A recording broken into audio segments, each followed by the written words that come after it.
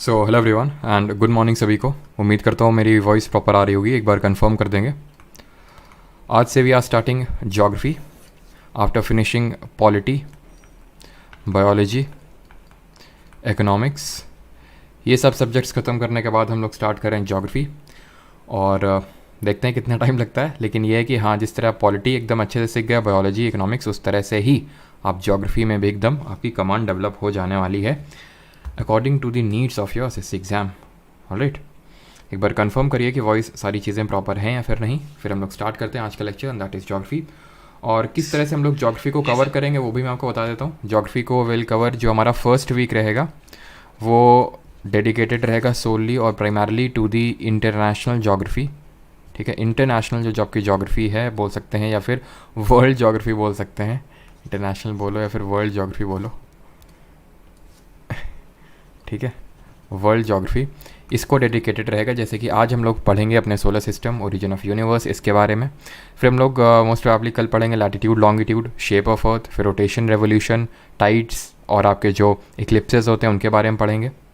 And then उसके बाद most probably हम लोग फिर प्लेट टेक्टोनिक्स थ्योरी, इन सब के बारे में पढ़ेंगे। तो हमारा जो वीक 1 रहेगा वो मेजरली आपका वर्ल्ड ज्योग्राफी को डेडिकेटेड रहेगा। And then will start the Indian geography.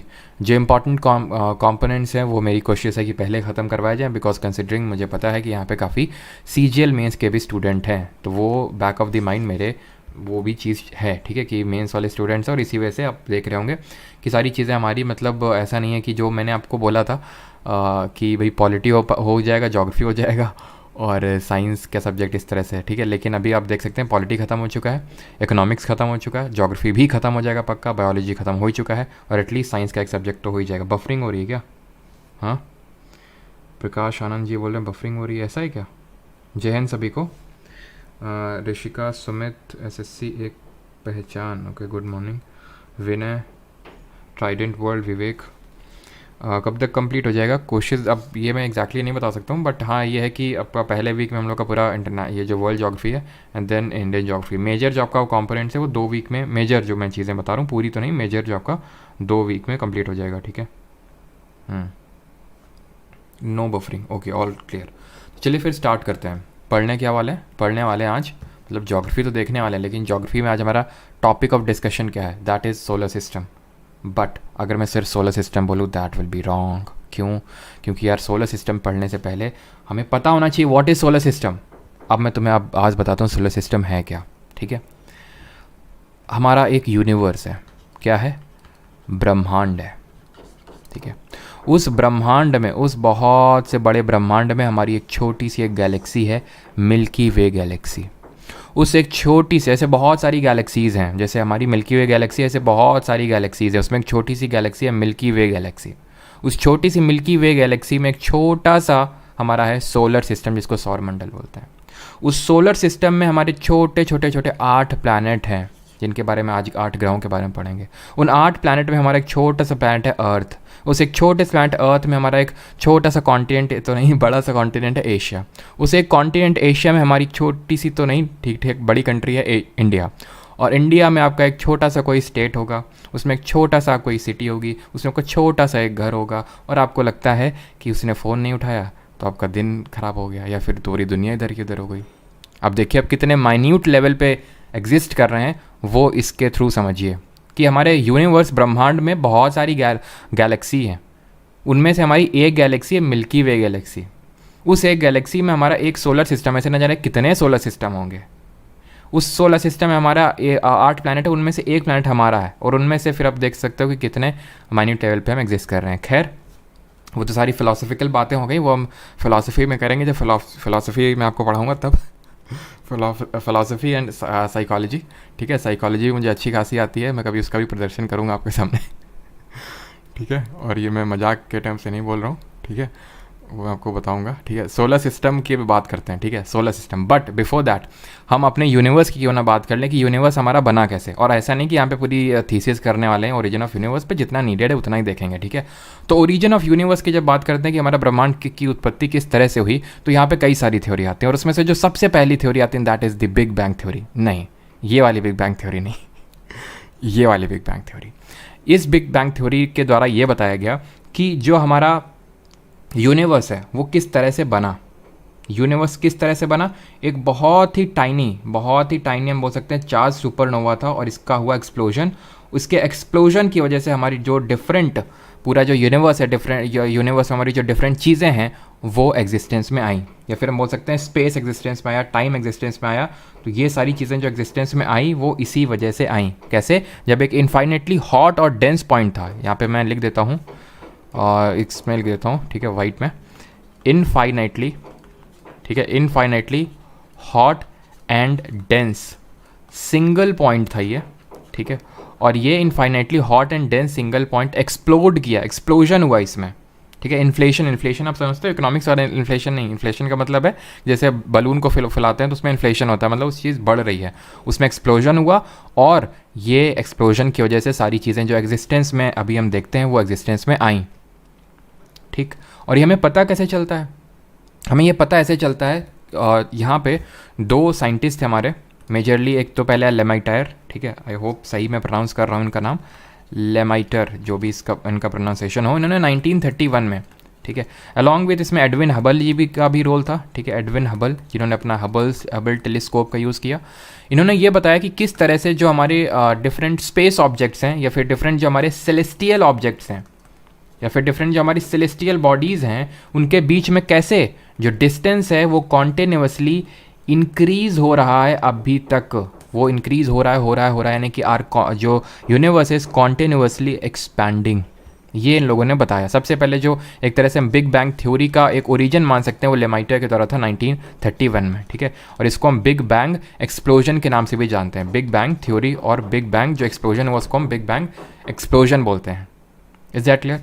अब ये जो हमारा पूरा infinitely hot and dense single point था ये एक्सप्लोड किया और ये पूरा सब एग्जिस्टेंस में आया, और तभी एग्जिस्टेंस में हमारी डिफरेंट सारी गैलेक्सीज़, और उन गैलेक्सीज़ में हमारा आया एग्जिस्टेंस में हमारा जो सोलर सिस्टम है जिसको यहाँ पे आप देख पा रहे होंगे, और उसमें से हमारे आया एग्जिस्टेंस में जो हमारे 8 प्लैनेट हैं, और वो उसके बारे में आज के इस लेक्चर में हम लोग पढ़ेंगे। तो अब ये पढ़ते हैं कि जो हमारे सोलर सिस्टम है उसका फॉर्मेशन कैसे हुआ, ठीक है। फॉर्मेशन ऑफ यूनिवर्स तो हम लोगों ने पढ़ लिया, बट अब हमें यहाँ पे पढ़ना फॉर्मेशन ऑफ यूनिवर्स नहीं, formation of our solar system, ठीक है। जो हमारा सोलर सिस्टम है ये कैसे बना, जो हमारा सौर मंडल है उसकी उत्पत्ति कैसे हुई। तो इसको लेके काफ़ी सारी थ्योरीज हैं, और उनमें से एक थ्योरी हमारी दी थी, एक थ्योरी है that is called as nebular theory. Nebular theory, ये नेबुलर थ्योरी क्या बोलती है और किसने दी थी? ये एक्चुअल में सॉरी, ये एक्चुअल में सबसे पहले 1755 में दी गई, किसके द्वारा? इमैनुअल कांत, ठीक है, इमैनुअल कांत के द्वारा दी गई। इन्होंने बोला कि जो हमारा ये पूरा आप देख पा रहे हैं जैसे कि सन है, हमारे डिफरेंट 8 प्लैनेट्स हैं, तो आई थिंक सभी ने देखा होगा ना, ये जो आपका सोलर सिस्टम है जिसको हम ब्रह्मांड बोलते हैं, ठीक है, एक सेकेंड, ये, ठीक है। तो ये है हमारा सोलर सिस्टम जिसमें कि हमें देखने को मिलता है एक सन और डिफरेंट जो हमारे प्लैनेट हैं एग्जिस्टेंस में। तो ये जो एग्जिस्टेंस में आए ये एक्चुअल में पहले एक लोकलाइज्ड लंप ऑफ गैसेस होता था, या फिर जायंट बहुत बड़ा cloud of dust and gases होता था जिसको नेबुला बोला गया, ठीक है। और उसी वजह से इस थ्योरी को बोला गया नेबुलर थ्योरी। तो इन्होंने ये बोला कि हमारा नेबुला होता था पहले एक, जो कि एक giant cloud of dust and gas होता है, ठीक है। जब ये एक्सप्लोड किया, ऐसे बहुत सारे हमारे नेबुला हैं, बहुत सारे नेबुला, उनमें से जो हमारा सोलर सिस्टम है एग्जिस्टेंस में आया, तो एक नेबुला का हम बोल सकते हैं कि एक्सप्लोजन हुआ, या फिर नेबुला जो है वो बहुत जोर का, नॉट एक्सप्लोजन तो बोलना सही नहीं रहेगा, जो नेबुला है उसमें काफ़ी जोर का वर्लिंग हुआ, मतलब बहुत जोर का घूमना स्टार्ट हुआ।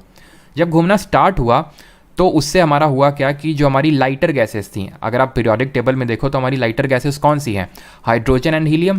तो ये जो लाइटर गैसेस हैं ये एकदम सेंटर पे आ गई, और ये जब सेंटर पे आई तो यहाँ पे न्यूक्लियर फ्यूजन हुआ, परमाणु संलयन हुआ, न्यूक्लियर फ्यूजन हुआ। एंड व्हेन आई से फ्यूजन, फ्यूजन का मतलब क्या होता है? दो चीज़ों का जोड़ना। फिजिक्स में हम लोग पढ़ेंगे कि एनर्जी जो है दो तरह से न्यूक्लियर एनर्जी बन सकती है, न्यूक्लियर फ्यूजन से और न्यूक्लियर फिजन से। एक होता है फिजन, फिजन का मतलब होता है परमाणु विखंडन, विखंडन मतलब टूटना। यहाँ पे फ्यूजन हो रहा है, किसका फ्यूजन हो रहा है? तो यहाँ पे हाइड्रोजन के जो न्यूक्लियस है वो मिल के हीलियम बना रहे हैं। इस तरह से क्या हो रहा है? फ्यूजन हो रहा है, एनर्जी का जनरेशन हो रहा है एट दी सेंटर, और वहीं पे फॉर्मेशन होता है हमारे सन का इसी वजह से। तो इसीलिए जब हमसे क्वेश्चन पूछा जाता है कि सन में मोस्टली हमें कौन सी 2 गैसेस देखने को मिलती है, तो answer is hydrogen and helium. और यहाँ तक कि सन में हाइड्रोजन 70% ऑक्यूपाई करता है, 70% जो सन है वो हाइड्रोजन का ही बना हुआ है। तो मेनली हाइड्रोजन हीलियम का, और उसमें से भी हाइड्रोजन 70%। तो जो लाइटर गैसेस है सेंटर में न्यूक्लियर फ्यूजन हुआ, सन बना। ठीक, फिर हमारे और जब धीरे धीरे मतलब और इसमें एक तरह से बोल सकते हैं वर्लिंग हुआ, तो हमारे 8 प्लैनेट इवॉल्व हुए। हमारे और जो अभी 8 प्लैनेट हैं एग्जिस्टेंस में देखते हैं वो इवॉल्व है। इसको लेके भी काफ़ी सारी डिफरेंट थ्योरी हैं। किसी की थ्योरी ये बोलती है कि मतलब ठीक है सन तो बन गया, लेकिन अभी 8 प्लैनेट का फॉर्मेशन ऐसे हुआ कि एक बहुत बड़ा सा एक जायंट यहाँ पे स्टार आया। ठीक है, उस स्टार ने इतना भयंकर पुल लगाया जिसकी वजह से ये जो है यहाँ से प्लैनेट अलग होते गए। इस तरह की मतलब डिफरेंट थ्योरीज़ हैं। और वो डिफरेंट थ्योरीज़ पे हमें नहीं जाना, बिकॉज वो पूछेगा भी नहीं आपसे, बिकॉज उनमें काफ़ी वो डिस्प्यूटेबल थ्योरीज़ हैं। बट हमें ये पता होना चाहिए कि भाई ये नेबुलर थ्योरी बोलती क्या है। 1755 में इमैनुअल कांत ने दी थी, बट ध्यान रखना इसमें से एक चीज़ और, एंड दैट इज़ कि 1796 में इसको इम्प्रोवाइज़ किया था या फिर मॉडिफाई किया था लैप्लेस ने। ठीक है, यहाँ पे मैं लिख देता हूँ, मॉडिफाइड बाई लैप्लेस। इन्होंने इसको क्या किया, मॉडिफाई किया। तो 2 लोगों के नाम आते हैं नेबुलर थ्योरी में, 1755 इन इमैनुअल कांत और 1796 में लैप्लेस। इस पे आई थिंक 2022 या फिर 2023 अभी रिसेंट वाले में सीजीएल में क्वेश्चन पूछा जा चुका है। और इसी तरह से वर्ल्डिंग से हमारे क्या बने, डिफरेंट 8 प्लैनेट एग्जिस्टेंस में आए। अब यहाँ पे मैं आपको एक चीज़ बताना चाहूँगा, एंड दैट इज़, जब मैंने आपको बिग बैंग थ्योरी के बारे में बताया, तो यहाँ पे मैंने एक टर्म दिया सेलेस्टियल बॉडीज़।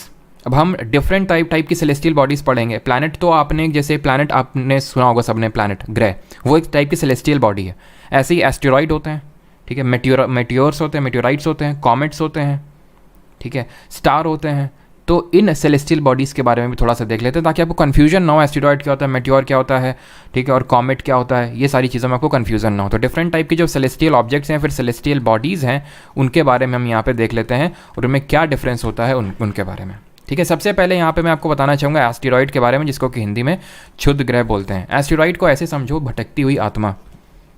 भटकती हुई वो आत्मा जिनको एक तरह से बोल सकते हो शरीर नहीं मिल रहा है, ऐसे समझ सकते हो। हुआ क्या, मतलब एक तरह से अवशेष हम बोल सकते हैं। जब प्लैनेट का फॉर्मेशन हुआ ना, तो ये एक तरह से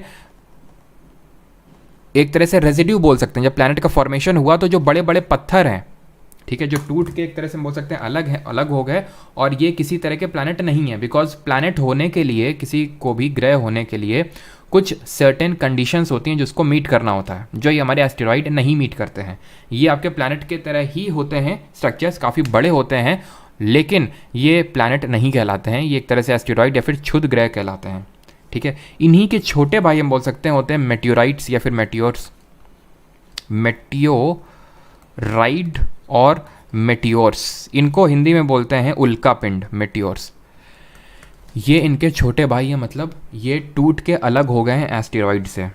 ठीक है, एस्टेरॉइड से टूट के अलग हो गए हैं और अर्थ के एटमॉस्फेयर में ये एंटर करते हैं। जब हम अभी ज्योग्राफी में ही जब एटमॉस्फेयर पढ़ेंगे तो वहाँ देखेंगे, जब अर्थ के एटमॉस्फेयर में एंटर करते हैं तो हमारी एक एटमॉस्फेयर की लेयर होती है, that is called as mesosphere. Mesosphere में आके ख़त्म हो जाते हैं। ठीक है, और हमें ऐसा लगता है कि तारा टूट के गिरा है। क्यों? वो तारा टूट के नहीं गिरा है, वो मेटियोराइट है। जब यहाँ पे आता है तो बर्न हो जाता है मेसोस्फीयर लेयर में, और वो हमें ऐसे ग्लो करके दिखता है कि देखो ग्लो किया। ठीक है, तो ये समझ लेना कि मतलब क्या है ये। ठीक, यूजुअली हमें यही लगता है। और थर्ड यहाँ पे मैं बताना चाहूँगा, दैट इज़ कॉमेट के बारे में। ठीक है, third thing is our comet. Comet को हिंदी में बोलते हैं धूमकेतु। ठीक है, क्या बोलते हैं? धूमकेतु। अब ये धूमकेतु क्या है? धूमकेतु ये होते हैं आपके एक तरह से स्मॉल आईसी, इनको बोल सकते हैं small IC dirt balls. Small IC dirt balls, ये जो कॉमेट्स होते हैं यूजुअली आइस के बने होते हैं, और ये जब सन के नज़दीक पहुंचते हैं तो बर्न हो जाते हैं, और इस तरह का इनका कुछ स्ट्रक्चर बनता है, ऐसे टेल सी निकल आती है। ठीक है, ऐसे टेल सी निकल आती है उनमें। क्यों? क्योंकि जब ये उसके पास से निकलते हैं, सन के पास से, तो उसकी हीट इनको जला देती है, बिकॉज ये आइस के बने होते हैं। तो ऐसा मतलब ग्लोइंग टाइप का आता है, that is called as comet. धूमकेतु हिंदी में बोलते हैं, एंड ऑर्बिट द सन। ये क्या है? ये अर्थ के एटमॉस्फेयर में एंटर करते हैं, मेटियोर्स एस्टेरॉइड के छोटे भाई हैं, और ये ऑर्बिट करते हैं, ऑर्बिट द सन। क्लियर है? And now coming on to the stars. Last में मैंने स्टार्स को इसलिए रखा बिकॉज स्टार्स इंपॉर्टेंट। अब स्टार को पढ़ने से पहले एक सेकंड रुकिएगा, बाकी चीज़ें समझ लेते हैं स्टार के बारे में। ठीक है, स्टार जो है ना, या फिर मैं इसको पहले बताना चाहूँगा आपको ल्यूमिनस और नॉन ल्यूमिनस ऑब्जेक्ट्स में अंतर क्या होता है, फिर जो भी हमारी सेलेस्टियल बॉडीज़ हमने देखी ना, इनको हम दो कैटेगरी में डिवाइड कर सकते हैं। एक को बोल सकते हैं ल्यूमिनस ऑब्जेक्ट्स या फिर ल्यूमिनस बॉडीज़, और दूसरे नॉन ल्यूमिनस। इनमें अंतर क्या होता है? अंतर इन दोनों में ये होता है, ल्यूमिनस में खुद की लाइट होती है, सेल्फ ग्लोइंग बोल सकते हैं इनको हम, खुद की लाइट है। जैसे कि सन है हमारा, वो हाइड्रोजन हीलियम के वो जो पूरा हमने देखा न्यूक्लियर फ्यूजन से वो एनर्जी जनरेट कर रहा है, उससे वो ग्लो कर रहा है। यानी जो ग्लो है वो उसका खुद का है, उसने कोई क्रीम नहीं लगा रखी है, उसका खुद का नेचुरल ग्लो है। नॉन ल्यूमिनस में क्या है, इनका खुद का ग्लो नहीं होता है, ये दूसरे का ग्लो चमकाते हैं। जैसे कि एग्जाम्पल अगर मैं दूँ तो मून, चंद्रमा। चंद्रमा हमें ग्लोइंग दिखता है रात में, लेकिन वो उसका खुद का लाइट नहीं है, वो लाइट रिफ्लेक्ट कर रहा है, वो लाइट दूसरे की लाइट को रिफ्लेक्ट कर रहा है। ठीक है, तो उसको हम नॉन ल्यूमिनस ऑब्जेक्ट बोलेंगे। ल्यूमिनस में हमारे स्टार आ जाएंगे। क्लियर यहाँ तक सभी को? पहले ये बताइए यहाँ तक सभी को क्लियर है ना? किसी कोई डाउट तो नहीं है? फिर आते हैं, मतलब फिर आगे बढ़ते हैं, स्टार के बारे में आपको बताता हूँ, बिकॉज स्टार में काफ़ी सारे इंपॉर्टेंट क्वेश्चंस आपके बन सकते हैं। बट ये बताइए पहले सारी चीज़ें क्लियर हैं कि नहीं? Sir okay, universe, study of universe, study of universe को बोलते हैं कॉस्मोलॉजी। ठीक है, लिख लो इसको भी यहाँ पे, स्टडी को बोलते हैं यहाँ पे शॉर्ट में लिख रहा हूँ कॉस्मोलॉजी। ठीक है, कॉस्मोलॉजी।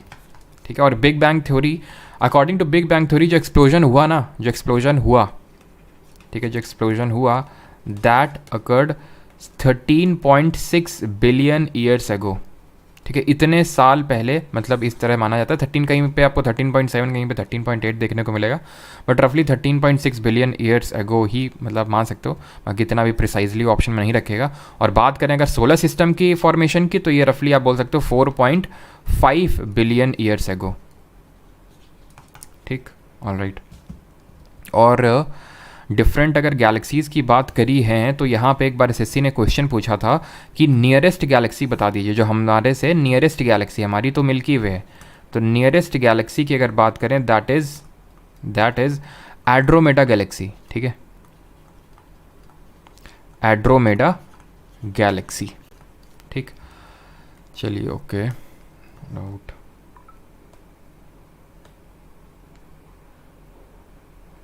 प्रॉक्सिमा सेंटाउरी, इन पे भी आएंगे अभी। ठीक है, प्लीज़ हिंदी भी बोलिए। अच्छा, अभी मैंने हिंदी भी बोला नहीं है।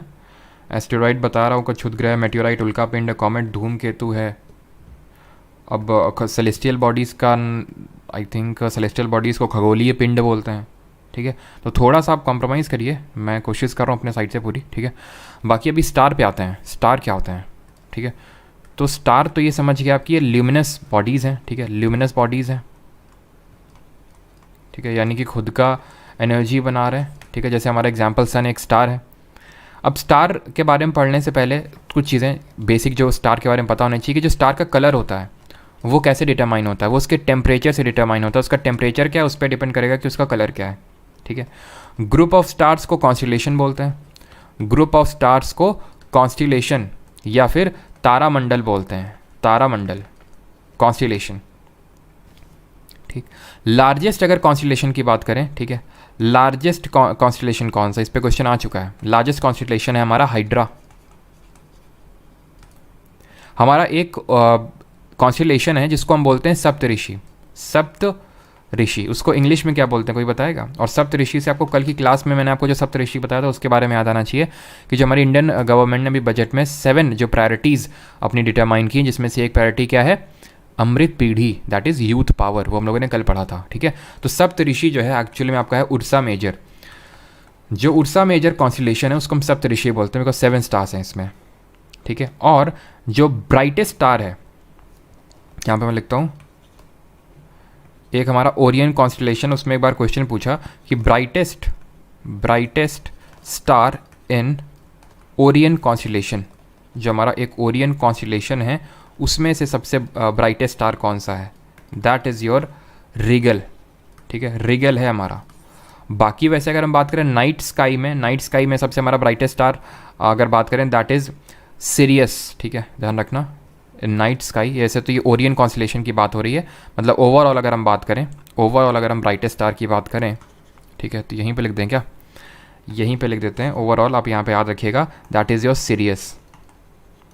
ठीक है, इसको हम डॉग स्टार के नाम से भी जानते हैं, डॉग स्टार, ये आपका ब्राइटेस्ट है। ये जो मैं फैक्ट्स बता रहा हूँ ये वो फैक्ट्स हैं जो आपके पूछे गए एग्ज़ाम में। फैक्ट्स तो बहुत सारे हैं, फैक्ट्स को अनलिमिटेड फैक्ट्स हैं, ठीक है, कोई लिमिट नहीं है, लेकिन वो वाले हैं जो आपके एग्ज़ाम में रिपीटेडली पूछे गए हैं, राइट। अब आते हैं अपने स्टार के बारे में। अपने स्टार तो नहीं बोलना चाहिए, हाँ, क्लोजेस्ट स्टार कौन सा है, ठीक है। क्लोजेस्ट स्टार टू अर्थ, यानी हमारी पृथ्वी के सबसे नज़दीकी तारा कौन सा है, दैट इज़ आर सन, सूरज, जिसके अराउंड हमारे सारे जो प्लैनेट हैं वो रिवॉल्व कर रहे हैं अपने अपने ऑर्बिट, अपने अपने पाथ में। क्लियर। अब ये तो हमारा क्लोजेस्ट स्टार है, ठीक है। सन इसी वजह से हमें काफ़ी मतलब बड़ा अपीयर होता है। और कितना डिस्टेंस है अगर हम बात करें और अर्थ से कंपेयर करें तो क्या इसका साइज़ है, अगर हम अर्थ से इसको कंपेयर करें तो इसके बीच में अगर डिस्टेंस की बात करें तो 150 मिलियन किलोमीटर्स की डिस्टेंस है। बाकी इसके बारे में भी हम पढ़ेंगे, जैसे कि the only star in our solar system and power house of the solar system composed of रफली 70% hydrogen and helium 25% gases and other metals. Sun carries almost 99% of our solar system का मास, ठीक है। जो भी पूरा हमारा solar system का मास उसमें 99% सन का ही मास है, approximately 109 times that of earth. अगर इसके डायमीटर को अर्थ के डायमीटर से कंपेयर करें तो 109 टाइम्स, यानी कि लगभग 109 गुना है ये, और 15 करोड़ किलोमीटर दूर है, दैट इज़ 150 मिलियन किलोमीटर्स। इसी को अगर वैसे रिप्रेजेंट करें तो क्या हो जाएगा, 1.5 इंटू 10⁸ किलोमीटर्स, ठीक है, ये डिस्टेंस है। और बाकी साइज़ की अगर बात करें तो हिंदी में इस चीज़ को ऐड कर लीजिएगा, 109 टाइम्स है, ठीक है। और it takes around 8 minute 30 seconds for light at the speed of 3 lakh kilometre per second to reach the earth. अब आपको पता है लाइट की स्पीड कितनी होती है, फिजिक्स में पढ़ेंगे, 3 × 10⁸ मीटर पर सेकेंड।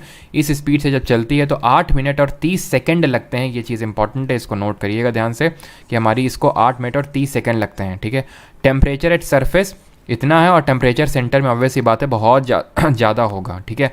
और अभी हमने रिसेंट में ज़रा बताइए, हमने एक इसरो ने मिशन भेजा है टू सन, उसका नाम क्या है, और आपको ये पता होना चाहिए कि जिसकी कोरोना होता है इसमें, ठीक है। कोरोना वायरस तो आपने सुना होगा, बट इसकी जो आउटर लेयर होती है ना सन की, उसको हम कोरोना बोलते हैं, ध्यान रखिएगा, ठीक है, आउटर लेयर को। क्लियर।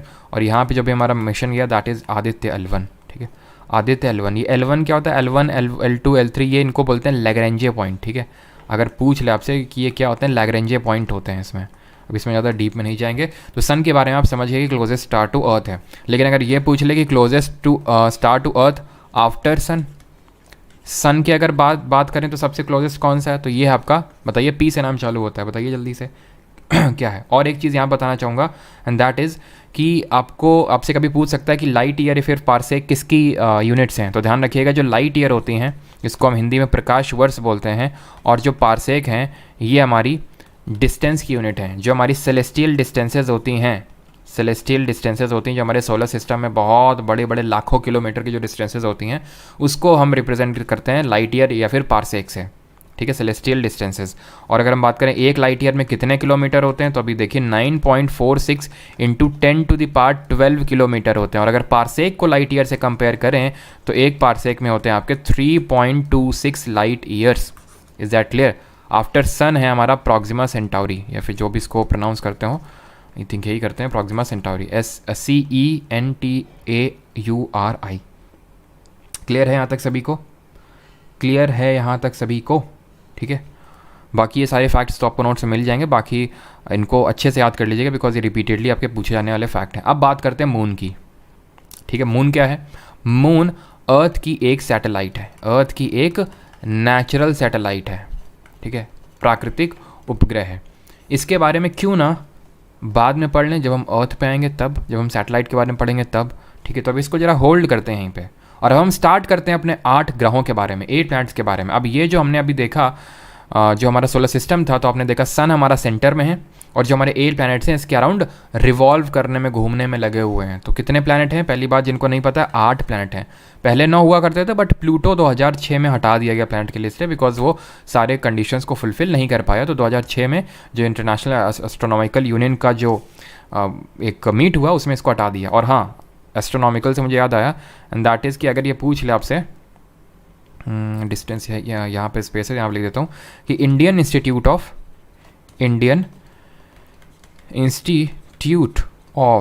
एस्ट्रोफिज़िक्स,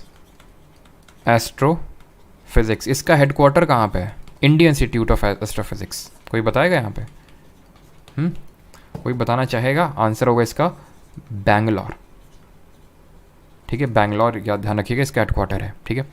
तो इन 8 प्लैनेट्स के बारे में पढ़ना है। 8 प्लैनेट्स हमारे कौन कौन से? Mercury, Venus, Earth, Mars, Jupiter, Saturn, Uranus, Neptune. Hindi में बोलते हैं बुध, शुक्र, पृथ्वी, मंगल, बृहस्पति, शनि, अरुण और वरुण, ठीक है। चिंता ना करिए, अब इतना मैं तेज ही नहीं भाग रहा हूँ, अभी पढ़ेंगे एक एक के बारे में सब। तो ये 8 प्लैनेट है। इन 8 प्लैनेट्स को वी डिवाइड इनटू 2 कैटेगरीज।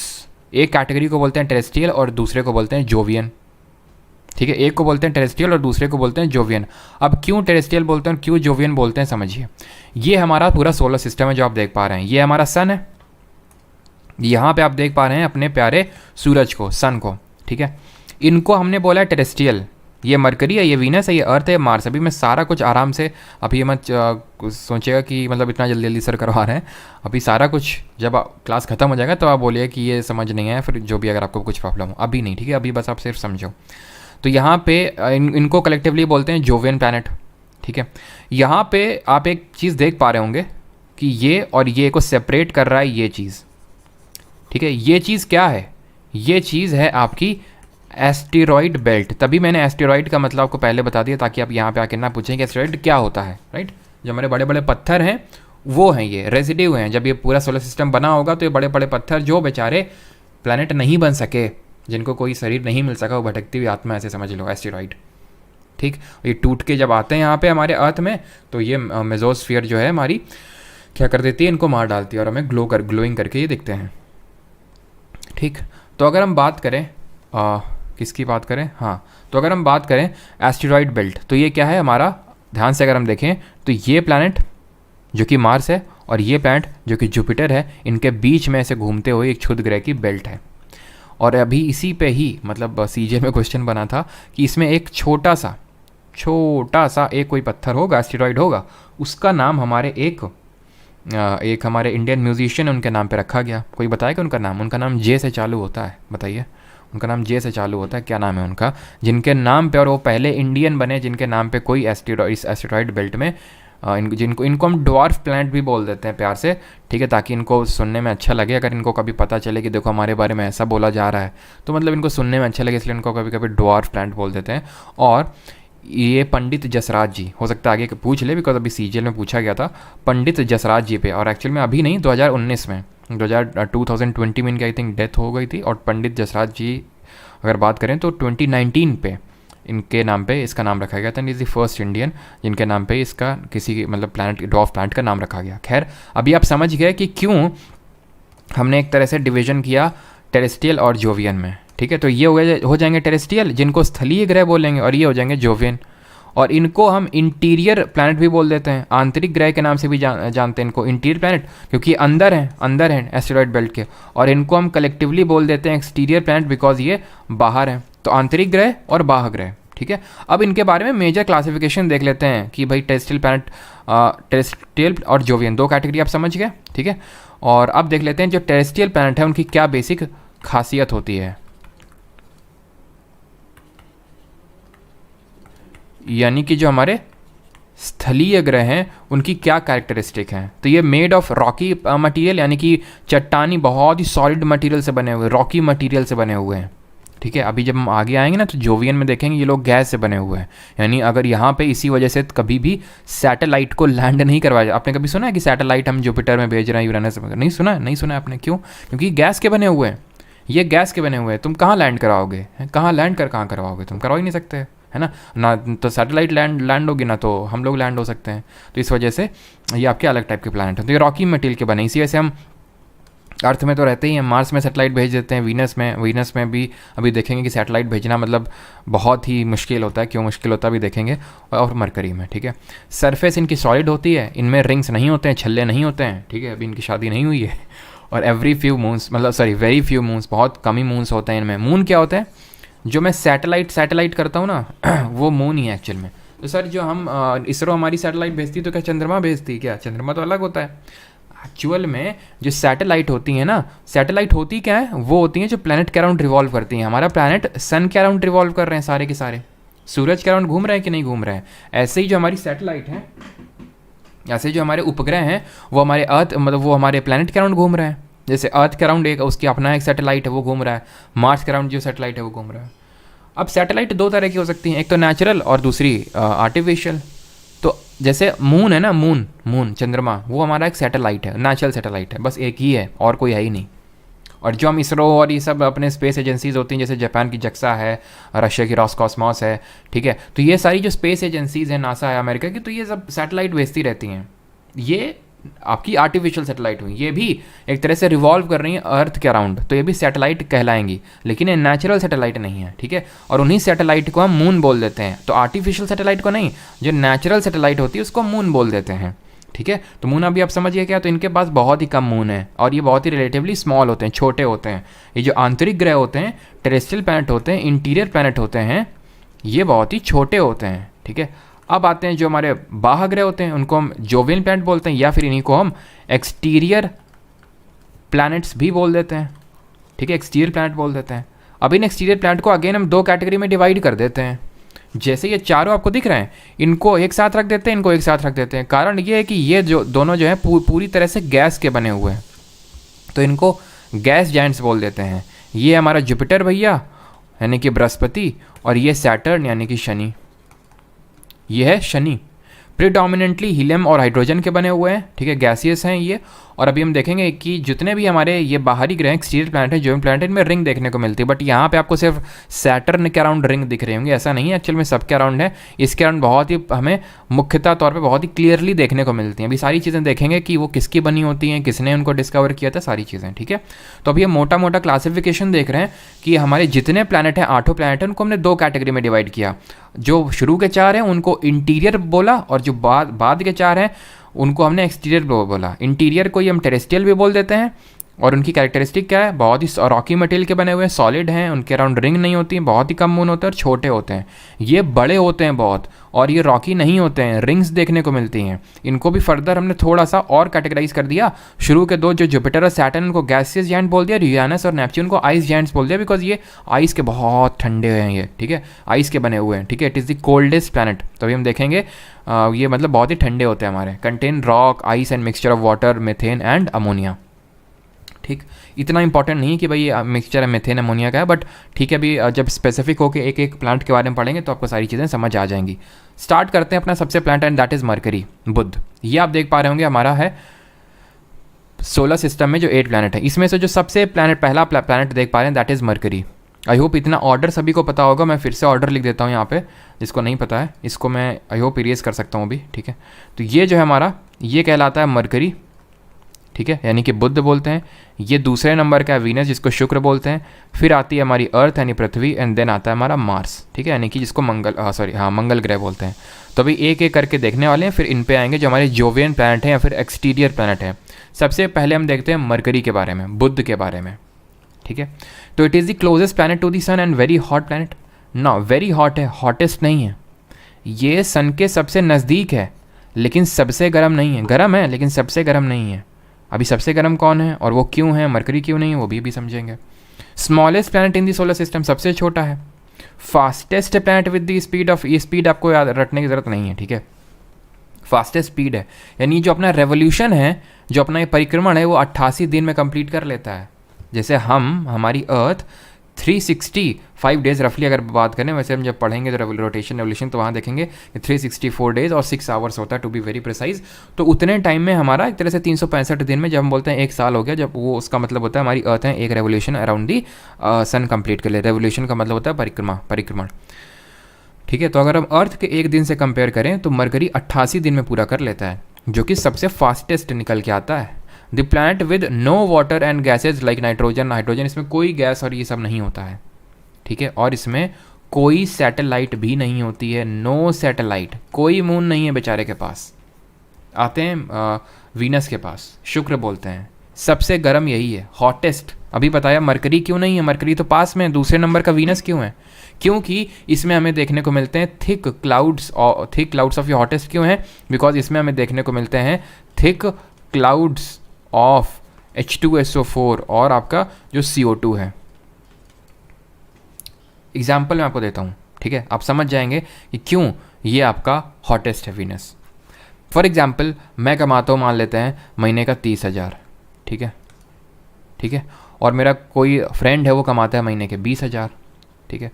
तो आप क्या ये बोल सकते हैं कि मैं अमीर हूँ मेरे फ्रेंड से? बिल्कुल नहीं। क्यों? ठीक है, क्यों नहीं बोल सकता हूँ? बिकॉज हो सकता है कि मैं खर्च कर देता हूँ महीने में 25,000, मेरे पास नेट में बचता है 5,000।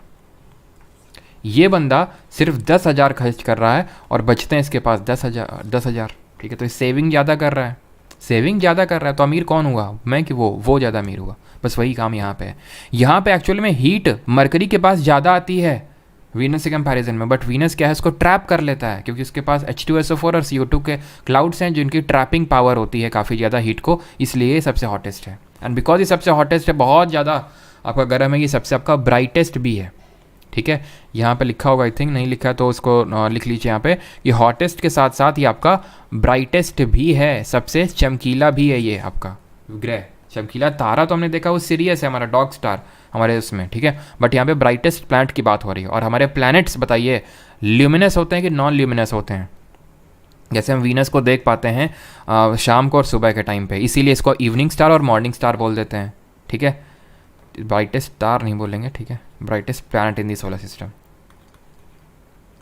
ठीक है, it can be seen in the morning and evening with open eyes, so known as morning and evening star. But ये इसकी क्या खुद की लाइट होती है बताइए? तो इसकी खुद की लाइट नहीं है, ये रिफ्लेक्ट कर रहा है, इसी वजह से ये नॉन ल्यूमिनस होगा। One of the 2 planet in the solar system which rotate around the axis in a clockwise direction.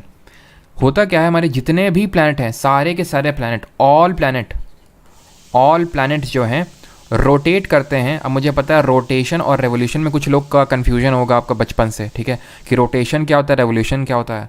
तो ऐसे समझो रोटेशन रेवोल्यूशन का। वैसे तो मैं रोटेशन रेवोल्यूशन आपको समझाऊंगा, ठीक है, जब हम लोग रोटेशन रेवोल्यूशन अलग से पढ़ेंगे, बट इसको ऐसे समझाओ। ठीक है, ये आप हैं, ठीक है, आप अपनी एक्सिस के अराउंड, जैसे नहीं वो घूमर है दीपिका पादुकोण नाचती है, तो ऐसे ऐसे ऐसे ऐसे उसी पॉइंट पे ऐसे घूम रही, तो उसी तरह आप घूम रहे। ठीक है, फिर आई मैडम जी आप ये, ठीक है, आपको लगा फिर आप क्या करने लगे, घूम तो रही हैं प्लस इनके अराउंड भी घूमने लगे। तो जो आप अपनी एक्सिस पे ऐसे ऐसे ऐसे ऐसे ऐसे घूम रहे हैं ना, उसको रोटेशन बोलेंगे, और ये जो मैडम के अराउंड आप घूम रहे हैं इसको रेवोल्यूशन बोलेंगे। समझ आ गया ना अभी? यानी कि जो हमारी अर्थ है अपनी एक्सिस पे इस तरह से जो घूम रही है इसको रोटेशन बोलते हैं, और जो हमारी परिक्रमा कर रही है पूरे ये अर्थ सन के अराउंड उसको रेवोल्यूशन यानी परिक्रमण बोलते हैं। क्लियर हो गया? तो यहाँ पे बात हो रही है रोटेशन की, कि सारे जो प्लैनेट होते हैं हमारे ये रोटेट करते हैं वेस्ट टू ईस्ट, ये वेस्ट टू ईस्ट रोटेट करते हैं सारे planet accept 2 planet.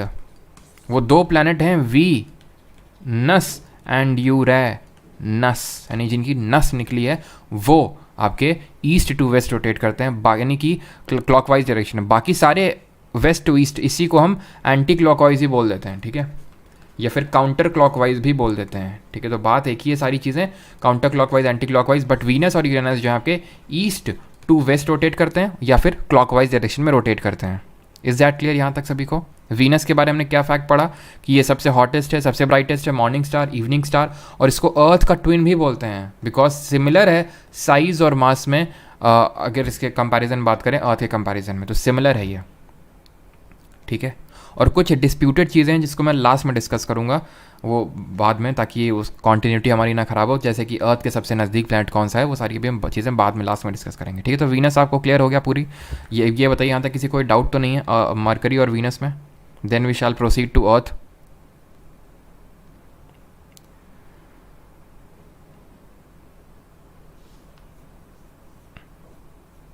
No, sun fixed है सादिया अंजुम, सन फिक्स्ड है आपका। ठीक है, चलिए तो अभी आगे बढ़ते हैं, अपना अगला प्लैनेट देखते हैं, दैट इज अर्थ। ठीक है, Prithvi, the only planet to give support to life only with a pleasant atmosphere, the known it is known as blue planet because of the presence of water on it. It has one natural satellite called as moon.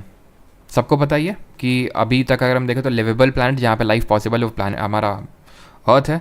ठीक है, इसको blue planet के नाम से जानते हैं because इसमें 70% water है। ठीक है, 70% वाटर, या फिर to be very precise 71% water है, 29% लैंड है। इसको इसी वजह से ब्लू प्लैनेट के नाम से जानते हैं। और इसमें नेचुरल सैटेलाइट देखने को मिलती है, इसको मून बोलते हैं। इसके बारे में मैंने आपको भी बताया, अब मून के बारे में पढ़ेंगे। बट बिफोर दैट अर्थ हमारा, यहाँ पे 4th पॉइंट नोट करिएगा, is the densest planet in entire solar system. In entire solar system, सबसे अधिक घनत्व है इसका, ये चीज़ ध्यान रखिएगा, ठीक है। अब आते हैं मून की, और मून पे थोड़ी, मून के रिस्पेक्ट में कुछ चीज़ें देखते हैं। अर्थ की नेचुरल सैटेलाइट है, नॉन ल्यूमिनस है, यानी कि इसका खुद का ग्लो नहीं है, रिफ्लेक्ट करता है दूसरे का ही है। इसकी अगर साइज़ की अगर थोड़ा सा बात करें तो इसका जो रेडियस है ये रफली है 1.74 10⁻⁶ किलोमीटर रेडियस ही। मैंने क्यों बताया, बिकॉज ये आपका पूछा जा चुका है एसएससी में प्रीवियस ईयर में। जिस तरह 8.3 मिनट हम बोल सकते हैं सन की लाइट को आने में लगता है अर्थ में, उसी तरह ही मून की जो लाइट है उसको 1.6 जो रिफ्लेक्ट करता है उस लाइट को अर्थ में आने के लिए 1.26 सेकेंड्स लगते हैं। क्लियर है, यानी कि अर्थ और मून के बीच में डिस्टेंस होगा कम, तभी तो जल्दी आ जाता है अगर हम सन की लाइट से कंपेयर करें। बिल्कुल 3,84,000, बस 3,84,000 किलोमीटर डिस्टेंस है between earth and moon, distance between earth and moon. Clear. एक चीज़ कि मून जो है, मून अपना रोटेशन और रेवोल्यूशन एक ही टाइम में कंप्लीट करता है। जैसे अगर हम अर्थ की बात करें तो हमारा एक घूर्णन 24 घंटे, रफली 24 घंटे में पूरा होता है। रेवोल्यूशन लगभग 365 दिन में कंप्लीट होता है ना। मून का रोटेशन और रेवोल्यूशन का पीरियड सेम है, और वो है रफली 27.3 डेज। और यही कारण है कि क्यों हमें सिर्फ only one side of moon is visible, यानी हमें कभी दूसरा साइड नहीं दिखता है मून का, जिसको कि हम मून का साउथ पोल या उसका फार साइड बोलते हैं, जहाँ पे हमने अपने मिशन चंद्रयान 3 को भेजा है सक्सेसफुल साउथ पोल पे लैंडिंग करने वाला, या फिर फार साइड ऑफ द मून पे लैंडिंग करने वाला पहला हम ये कंट्री बने हैं, ठीक है। फार साइड इसको हम बोलते हैं। वैसे तो ओवरऑल अगर हम फोर्थ बने, बट फार साइड में अगर बात करें तो पहले बने कि फार साइड या फिर साउथ पोल में हमने लैंडिंग कराई है। Is that clear. मून के बारे में आपसे ये सारी चीज़ें आपसे पूछ सकता है। और एक चीज़ कि मून में जो ग्रेविटी होती है, वैसे तो ये फिजिक्स में भी पढ़ेंगे, जो मून में ग्रेविटी होती है वो अर्थ की जो ग्रेविटी होती है उसका 1/6 होता है, 1/6 होता है। ये आपको पता होना चाहिए, ठीक। अब बढ़ते हैं आगे। तो मून के बारे में आप समझ गए, हमने 3 प्लैनेट के बारे में पढ़ लिया। अब चौथे और आखिरी इंटीरियर और टेरेस्ट्रियल प्लैनेट के बारे में पढ़ते हैं, दैट इज़ मार्स। इसको बोलते हैं रेड प्लैनेट, लाल ग्रह। लाल ग्रह क्यों बोलते हैं इसको, रेड प्लैनेट क्यों बोलते हैं? बिकॉज चल क्यों नहीं रहा, इसको लाल ग्रह क्यों बोलते हैं? बिकॉज यहाँ पे आयरन रिच रेड सॉइल देखने को मिलती है। और रेड सॉइल रेड क्यों होती है? Due to presence of iron oxide. Second smallest planet है इन दी सोलर सिस्टम। अभी मैं आपको ऑर्डर बताऊंगा और याद कैसे रखना है उस ऑर्डर को, कि हमारा सबसे बड़ा कौन है, सबसे छोटा, एंड देन पूरा ऑर्डर भी देखेंगे, ठीक है। बट सेकंड स्मॉलेस्ट है, has 2 natural moons, Phobos and Deimos. इसमें 2 सैटेलाइट हैं, फिर 2 नेचुरल सैटेलाइट हैं, 2 मून है इसके पास। हम मरकरी वीनस के पास कोई नहीं है, ठीक है। इसके पास भी नो सैटेलाइट। मरकरी में तो मैंने लिखवा दिया था, इसमें आई थिंक नहीं लिखवाया, नो सैटेलाइट या फिर नो मून मैं बोल सकता हूँ। तो मरकरी और वीनस, बुध और शुक्र के पास कोई भी इनके पास सैटेलाइट या फिर मून नहीं है। अर्थ के पास एक है जिसको कि हम चंद्रमा बोलते हैं, मून बोलते हैं, ठीक। और मार्स के पास 2 हैं, Phobos and Deimos. Has a thin atmosphere and surface with valleys, craters, deserts, ice cap, ये सब देखने को मिलते हैं, जिसकी वजह से हम ये बोलते हैं कि हाँ, मार्स में लाइफ पॉसिबल हो सकती है, मार्स में लाइफ एग्जिस्ट कर सकती है। ओलंपस मून यहाँ पे है, जो कि largest volcano and the tallest mountain in the entire solar system lies on Mars. Olympus, जिसको निक्स ओलंपिया के नाम से भी जानते हैं, निक्स ओलंपिया, ये एक वोल्केनिक माउंटेन है जो पूरे सौर मंडल में सबसे बड़ा माउंटेन है। हमारी अर्थ में सबसे बड़ा माउंटेन कौन सा है, हाईएस्ट पीक कौन सी है? माउंट एवरेस्ट सबसे हाईएस्ट पीक है। बट पूरे सोलर सिस्टम की अगर बात करें तो ओलंपस माउंट है, फिर निक्स ओलंपिया है। ओलंपस याद रखिएगा। बट ये बोलना मेरे अकॉर्डिंग सही नहीं रहेगा, मतलब ठीक है, कुछ एग्जाम में आ जाएगा, क्योंकि होता ये है ना कि सोलर सिस्टम को क्या हमने फुली एक्सप्लोर कर लिया? आंसर इज़ नो, ठीक है। हमारा इतना बड़ा सोलर सिस्टम है, ठीक है। सोचो गैलेक्सी है, कितनी सारी गैलेक्सी है, यूनिवर्स है, वो तो छोड़ ही दो। हमने अपने सोलर सिस्टम को पूरी तरह से एक्सप्लोर नहीं किया, तो ये बोलना सही नहीं रहेगा वैसे तो। क्योंकि हम देखते हैं जैसे पहले होता था कि भाई जुपिटर की सबसे ज़्यादा सैटेलाइट हुआ करती थी, फिर सैटर्न की हो गई, डिस्कवर हो गई, फिर कुछ फिर से जुपिटर की मिल गई, फिर से जुपिटर हो गया। तो मेन क्या है कि हैं तो उतनी सैटेलाइट ना, वो तो हम पे डिपेंड कर रहा है कि हमें मिल जाती है तो हम बोल देते हैं इसकी ज़्यादा है, अगर हमें उसकी ज़्यादा मिल जाती है उसकी ज़्यादा है। तो एक्चुअल में प्रेजेंट टाइम में आपकी हाईएस्ट पीक है पूरे सोलर सिस्टम में, दैट इज़ ओलंपस मॉन्स या फिर निक्स ओलंपिया। क्लियर है? रेड क्यों है वो मैंने बता दिया। और यहाँ पे आपका ये दो इसकी सैटेलाइट है, फोबोस डिमोस और ओलंपस मून, यहाँ पे आपको एफ्रमॉन देखने को मिलेगा। इसके बाद जुपिटर होगा नहीं, इसके बाद होगी एस्टेरॉयड बेल्ट, क्षुद्र ग्रह बेल्ट। यानी कि अगर आपसे सवाल पूछ ले कि एस्टेरॉयड बेल्ट किन दो प्लैनेट्स के बीच में है, तो मार्स और जुपिटर के बीच में। Is that clear? यानी कि यहाँ से हमारे क्या चालू हो रहे हैं, यहाँ से हमारे चालू हो रहे हैं जोवियन या फिर एक्सटीरियर प्लैनेट, बाह्य ग्रह के नाम से जानते हैं इनको। बृहस्पति पहला है हमारा, जो कि लार्जेस्ट प्लैनेट है पूरे सोलर सिस्टम का, विद शॉर्टेस्ट रोटेशन। समझ रहे हैं आप? अक्षय कुमार का याद आ रहा है? तो समझा? तो नहीं समझा? देखो, रेवोल्यूशन जब हमने बात करी थी, तो रेवोल्यूशन में शॉर्टेस्ट रेवोल्यूशन पीरियड किसका था? वो था हमारे मरकरी का। कितना था? 88 डेज था। यहाँ पे उसकी बात नहीं हो रही है, यहाँ पे बात हो रही है रोटेशन ऑफ मतलब यहाँ पे बात हो रही है रोटेशन की, ठीक है? और रोटेशन ऑफ जो जुपिटर है वो सबसे कम है। कितना कम है पता है? जैसे हमारा जो अर्थ है वो रोटेशन कर लेता है 24 घंटे में, मतलब एक अपने एक्सिस में घूम लेता है। ये भाई साहब जो करते हैं 10 घंटे में ही रोटेशन कर लेते हैं। अगर हम अर्थ का 1 घंटा से कंपेयर करें तो 10 आवर्स में इनका पूरा एक रोटेशन कंप्लीट हो जाता है। Has an atmosphere filled with hydrogen, helium and other gases. Gas giant तभी तो बोल रहे हैं, ये गैस के बने हुए हैं, टेरेस्ट्रियल नहीं है, सॉलिड नहीं है इनकी सरफेस, इनमें आप सैटेलाइट लैंड नहीं करवा सकते हैं। The third brightest object in the night sky after the moon and Venus. Moon और वीनस के बाद ये सबसे आपका चमकीला है। ग्रेट रेड स्पॉट और giant storm in the solar system exist on this planet. ये ग्रेट रेड स्पॉट देखने को मिलता है, ठीक है? थोड़ा सा देख लीजिए अगर क्वेश्चन पूछ ले तो। Has at least 79 moons including 4 large Galilean moons. इसमें 4 बड़े बड़े गैलीलियन मून्स हैं, लो, यूरोपा, गैनीमेड एंड कैलिस्टो। इनको गैलीलियन मून्स इसलिए बोलते हैं बिकॉज गैलीलियो गैलीलाई ने अपने टेलीस्कोप से इनको देखा था, इन 4 मून्स को। उन्होंने बोला ओहो 4 मून दिख गए, 4 मून दिख गए। तो उन्होंने जब टेलीस्कोप अपना बनाया था ना, तो उतना पावरफुल वो था नहीं, तो उस टाइम उनको 4 ही प्लैनेट के दिखे थे, और इसी वजह से इनको 4 लार्ज गैलीलियन मून्स देखते हैं। जो बड़े वाले हैं वो दिख गए, लो, यूरोपा, गैनीमेड और कैलिस्टो। उनमें से जो गैनीमेड है वो सबसे लार्जेस्ट सैटेलाइट है, फिर सबसे लार्जेस्ट मून है, ना सिर्फ जुपिटर का बट की एंटायर सोलर सिस्टम का, पूरे सौर मंडल का सबसे बड़ा है क्या सैटेलाइट है, फिर मून, ठीक है?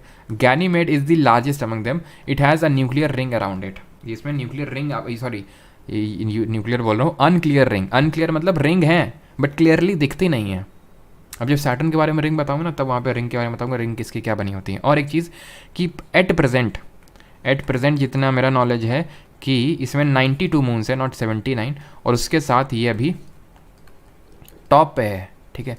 अब पता नहीं कल को सैटर्न को मिल जाएंगे तो सैटर्न आ जाएगा, बट एट प्रेजेंट 92 मून्स हैं जुपिटर के, और लार्जेस्ट मतलब मोस्ट नंबर ऑफ सैटेलाइट हम बोल सकते हैं, नॉट लार्जेस्ट तो है ही इसके पास Ganymede, but most number of satellites हैं, ठीक है? किसके पास? अभी जुपिटर के पास। पहले जुपिटर होता था काफ़ी लंबे समय तक, फिर सैटर्न के बीच में मिल गई, आई थिंक 2018-19 के टाइम पे सैटर्न हो गया, फिर अभी फिर से जुपिटर हो गया, ठीक? अभी आते हैं सैटर्न पे। शनि इसको बोलते हैं हिंदी में। सेकंड लार्जेस्ट प्लैनेट है सोलर सिस्टम में। वो लार्जेस्ट सेकंड लार्जेस्ट छोड़ दो, अभी मैं जब ऑर्डर बताऊंगा अपने आप याद हो जाएगा। Has bright and concentric rings around it which are made up of tiny rocks and pieces of ice. Concentric ring का मतलब है विद कॉमन सेंटर। आप लोगों ने पढ़ा होगा है ना, कंसेंट्रिक सर्कल्स कॉमन सेंटर होता है जिनका। तो खैर ये इसमें रिंग्स देखने को मिलती है, वो इंपॉर्टेंट है। कंसेंट्रिक है कि नहीं वो इंपॉर्टेंट नहीं है, वो आपका मैथ्स का टॉपिक है। तो अभी ये रिंग्स किसकी बनी होती हैं? What are these rings made of? तो ये बनी होती हैं गैस, डस्ट, ठीक है? इन सब की बनी होती है हमारी रिंग्स। क्योंकि अगर हम नेबुला देखें तो नेबुला हमारा क्या था? Giant cloud of dust and gas in space. उसी से तो ये रिंग्स एक्चुअली में बनी है। तो ये भी गैस और डस्ट की ही बनी हुई है। ब्राइट है इसमें काफ़ी देखने को, which are made up of tiny rocks and pieces of ice, ठीक है? तो गैस, डस्ट, आइस, इन सब की ये बनी हुई है आपकी, ठीक है?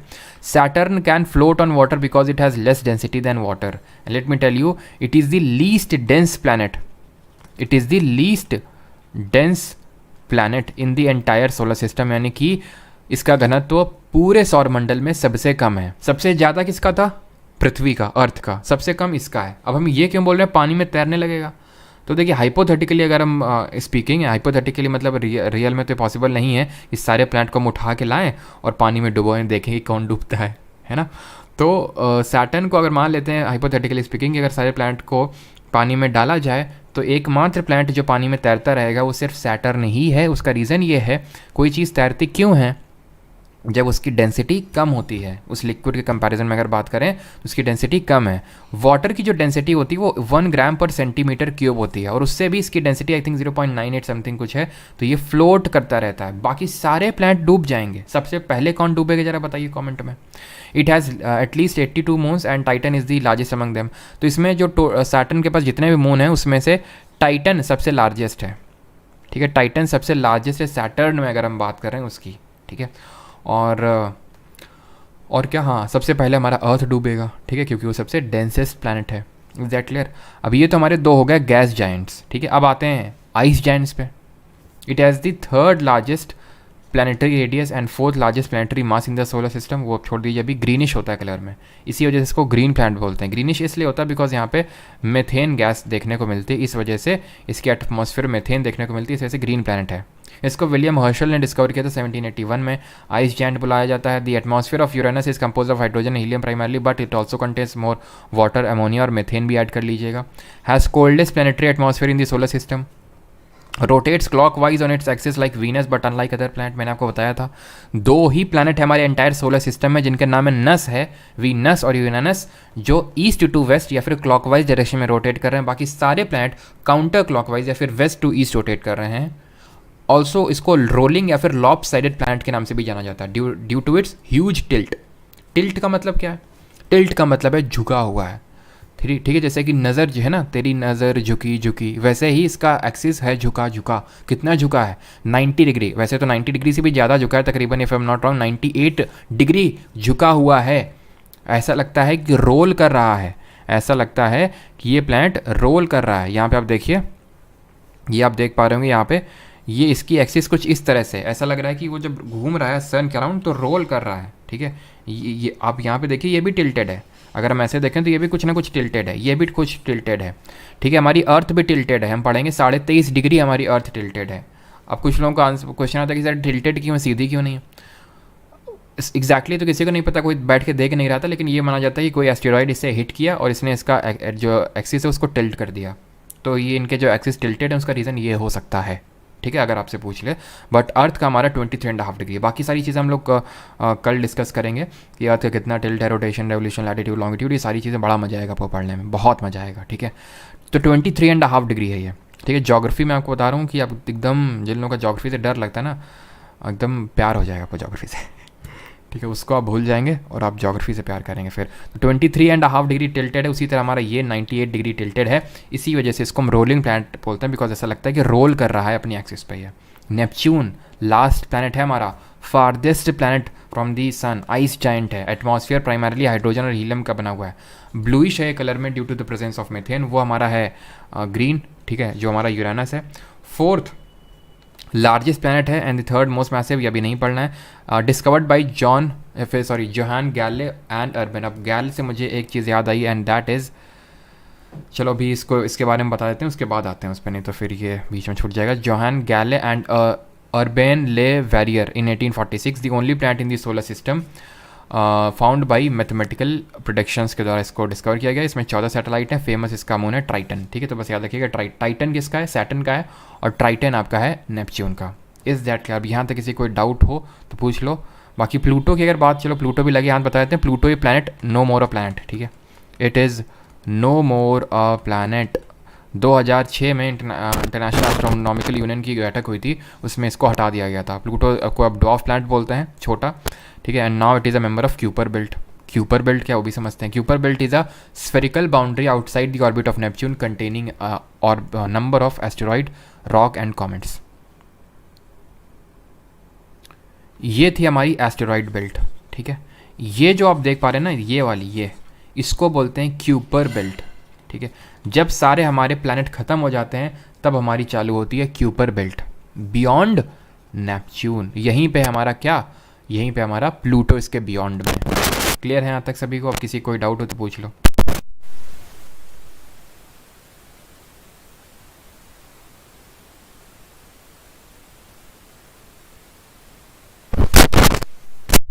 चलिए किसी का कोई डाउट यहाँ तक?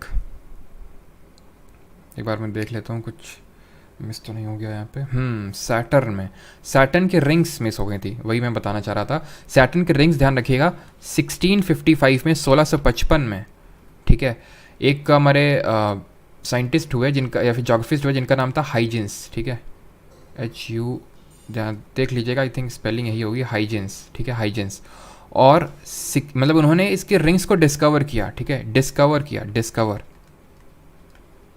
और इसके 20 साल बाद 1675 में एक हमारे थे कसीनी जी, कसीनी, इन्होंने जो, ये मैं आपको दिखाता हूँ, एक सेकंड रुकिएगा। ये आप रिंग्स देख पा रहे हैं, ये सैटर्न प्लैनेट है, इसमें रिंग्स के बीच में जो स्पेस है ना, ये ब्लैक ब्लैक ब्लैक कलर का, ये जो स्पेस में रिंग है, फिर इसको डिवीजन भी बोल सकते हैं, इसको इन्होंने डिस्कवर किया। इसी वजह से ये बोलते हैं जो गैप होता है ना, गैप बिटवीन रिंग्स, उसको कसीनी डिवीजन भी बोलते हैं, बिकॉज कसीनी जी ने उनको इन्वेंट किया था, फिर देखा था, ठीक है, गैप बिटवीन रिंग्स। क्लियर है ये चीज़?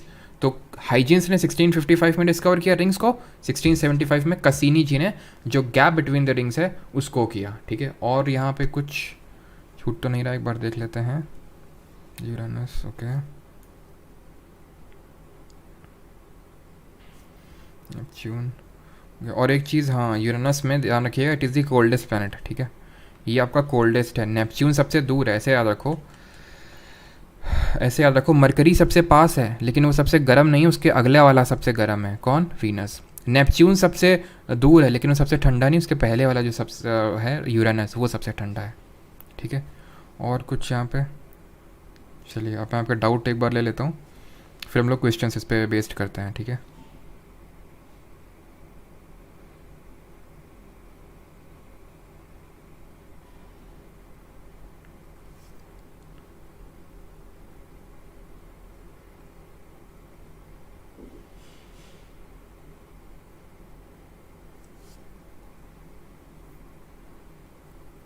नहीं नहीं, इसमें कोई अंतर नहीं होता है, मेट्योराइड, इसमें मेट्योर्स में अंतर नहीं होता है। होता क्या, मेट्योराइड जब एस्टेरॉइड से टूटता है तो मेट्योराइड कहलाता है, जब अर्थ के एटमॉस्फेयर में आके वो जल जाता है, जिनको हम शूटिंग स्टार के नाम से जानते हैं, तो उसको मेट्योर बोल दिया जाता है, और कुछ अंतर नहीं है। सर आयु सेड गले से कुछ याद है, गले से मतलब किससे, समझा नहीं मैं। सर यार इसका बैच होगा, बैच नहीं, क्लास होगी 7 PM पे, 7 PM पे। रोटेशन वाला यूरेनस है, ये साफ साफ लिखा हुआ है यहाँ पे, सॉरी जुपिटर है, जुपिटर यहाँ पे लिखा होगा। जुपिटर सबसे मतलब फास्टेस्ट इसका रोटेशन टाइम है, और रेवोल्यूशन टाइम सबसे फास्टेस्ट मरकरी का जो सबसे छोटा प्लैनेट है, ठीक है। अभी चलिए आ जाते हैं यहाँ पे ऑर्डर में लगाने के लिए, ठीक है, ऑर्डर में लगा देते हैं, चलो।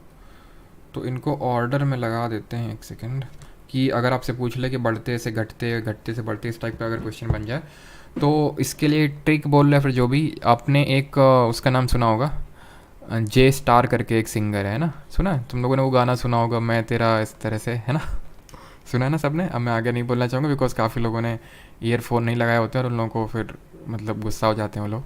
तो जेसन स्टार, ठीक है, तो वो जो गाना उसने जे स्टार करके बंदा था, वो जे स्टार करके, तो उसी तरह से याद कर सकते हैं।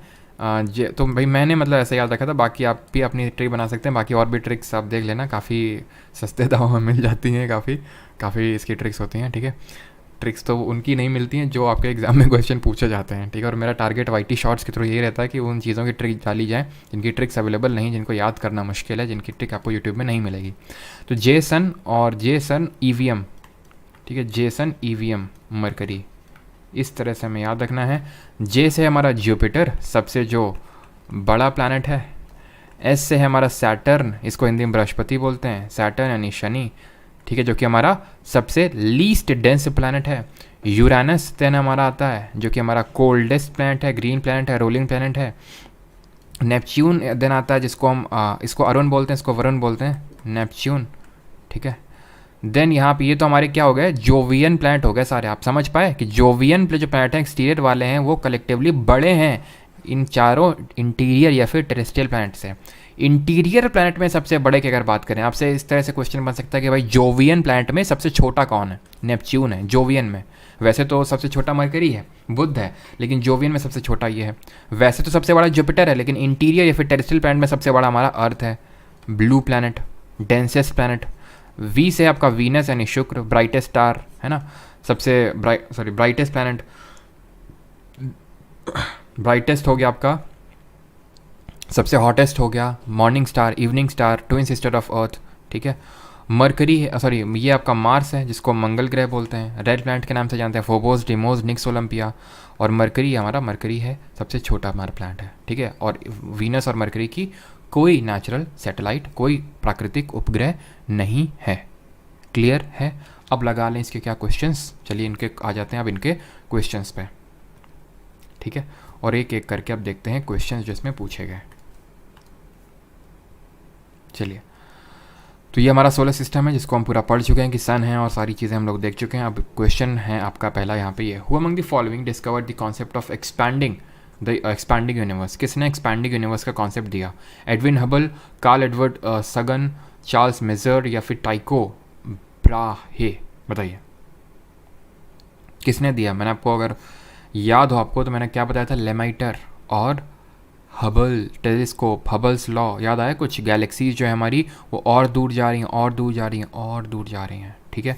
तो सही आंसर क्या होगा? सही आंसर होगा ऑप्शन नंबर ए, एडविन हबल। ठीक, आगे बढ़ें। अगला क्वेश्चन है, which of the following is the part of celestial object. इनमें से सेलेस्टियल ऑब्जेक्ट का कौन सा हिस्सा है? ठीक है, कौन हिस्सा है निम्नलिखित में से खगोलीय पिंड का? सितारे, ग्रह, चंद्रमा। तो इसका आंसर क्या होगा? सभी है हमारे, सभी हैं। इनमें से ल्यूमिनस और नॉन ल्यूमिनस की बात करें तो स्टार ल्यूमिनस है, ठीक है, और प्लैनेट और मून हमारे नॉन ल्यूमिनस है। Third, which of the following statement regarding the moon is correct. चंद्रमा के संबंध में कौन सा यहाँ पे सही है? CPO 2022 में क्वेश्चन पूछा गया। ये अभी नहीं करना है, ठीक है, ये नहीं करना है। जब मैं आपको इक्लिप्स पढ़ाऊंगा, ठीक है, ल्यूनर इक्लिप्स, सोलर इक्लिप्स, तब वहाँ पे फुल मून, न्यू मून, ये सब देखेंगे। Question number 4, Vinod talks about the only planet with liquid water on the surface, which of the following planet is he talking about. तो एकमात्र प्लैनेट जहाँ पे लिक्विड वाटर देखने को मिलेगा, अर्थ, वीनस, मार्स या फिर सैटर्न। आंसर क्या होगा? आंसर सिंपल सा हमारा अर्थ होगा, ठीक है। अब इस तरह से दे देता है, मतलब काफ़ी आसान क्वेश्चन होते हैं ये। जैसे CGL 2023 में वो पॉलिटी वाला क्वेश्चन नहीं पूछा गया था कि मतलब एक कोई नाम दे दिया था, तो सिनेमा हॉल में ये मूवी देखने गए, फिर उन्होंने देखा कि उनकी मेड बगल में बैठी है, तो बताओ कौन सा, मतलब उन्होंने उनको बाहर जाने के लिए बोल दिया, तो बताओ किस कौन से राइट से उनको प्रोटेक्शन मिलेगा उनकी मेड को। तो मतलब लंबे चौड़े से होते हैं लेकिन बेसिक से होते हैं एकदम, ठीक है। जैसे विनोद ने बोला ये वो है, एकदम बेसिक से क्वेश्चन हो, ठीक। 5th, which planet in the solar system is considered as earth's की ट्विन। सौर मंडल में किस ग्रह को पृथ्वी का जुड़वा ग्रह माना जाता है? मरकरी, सैटर्न, नेपच्यून या फिर वीनस। ये बोलते हैं वीनस को ब्राइटेस्ट, ठीक है, ब्राइटेस्ट है हमारा, हॉटेस्ट है, विद नो सैटेलाइट, ठीक है, and twin sister of earth. 6th, which of the following is at times not considered to be a planet. निम्नलिखित में से किसे कभी कभी ग्रह नहीं माना जाता है? जुपिटर, मार्स, प्लूटो या फिर सैटर्न। तो ग्रह किसको नहीं माना जाता है? प्लूटो का नहीं माना जाता। ऑप्शन नंबर C यहाँ पे सही आंसर होगा, ठीक है। प्लूटो हमारा एक ड्वार्फ प्लैनेट है, 2006 में इंटरनेशनल एस्ट्रोनॉमिकल यूनियन ने इसको हटा दिया था प्लैनेट के लिए से। 7th, in early 1610 who discovered with his newly invented telescope that Jupiter has 4 moons. तो न्यूली अपने इन्वेंटेड नया उनका टेलीस्कोप आया था और उन्होंने बताया था कि 4 हैं, और 4 कौन से बताए थे इन्होंने? लो, यूरोपा, ठीक है, और ये बोला जाता है कि यूरोपा में हो सकता है लाइफ पॉसिबल हो सके, क्योंकि इसमें बोला जाता है कि इसमें पानी भरा हो सकता है, ठीक है। गैनीमेड और कलिस्टो, ये हमारे 4 प्लैनेट को इन्होंने किया, and he was none other than Galileo Galilei, ठीक है। 8th नंबर है, who was the first to accurately describe the rings of Saturn as a disc around the planet. किसने एक्यूरेटली बोला कि ये रिंग्स हैं सैटर्न के अराउंड, ये डिस्क में?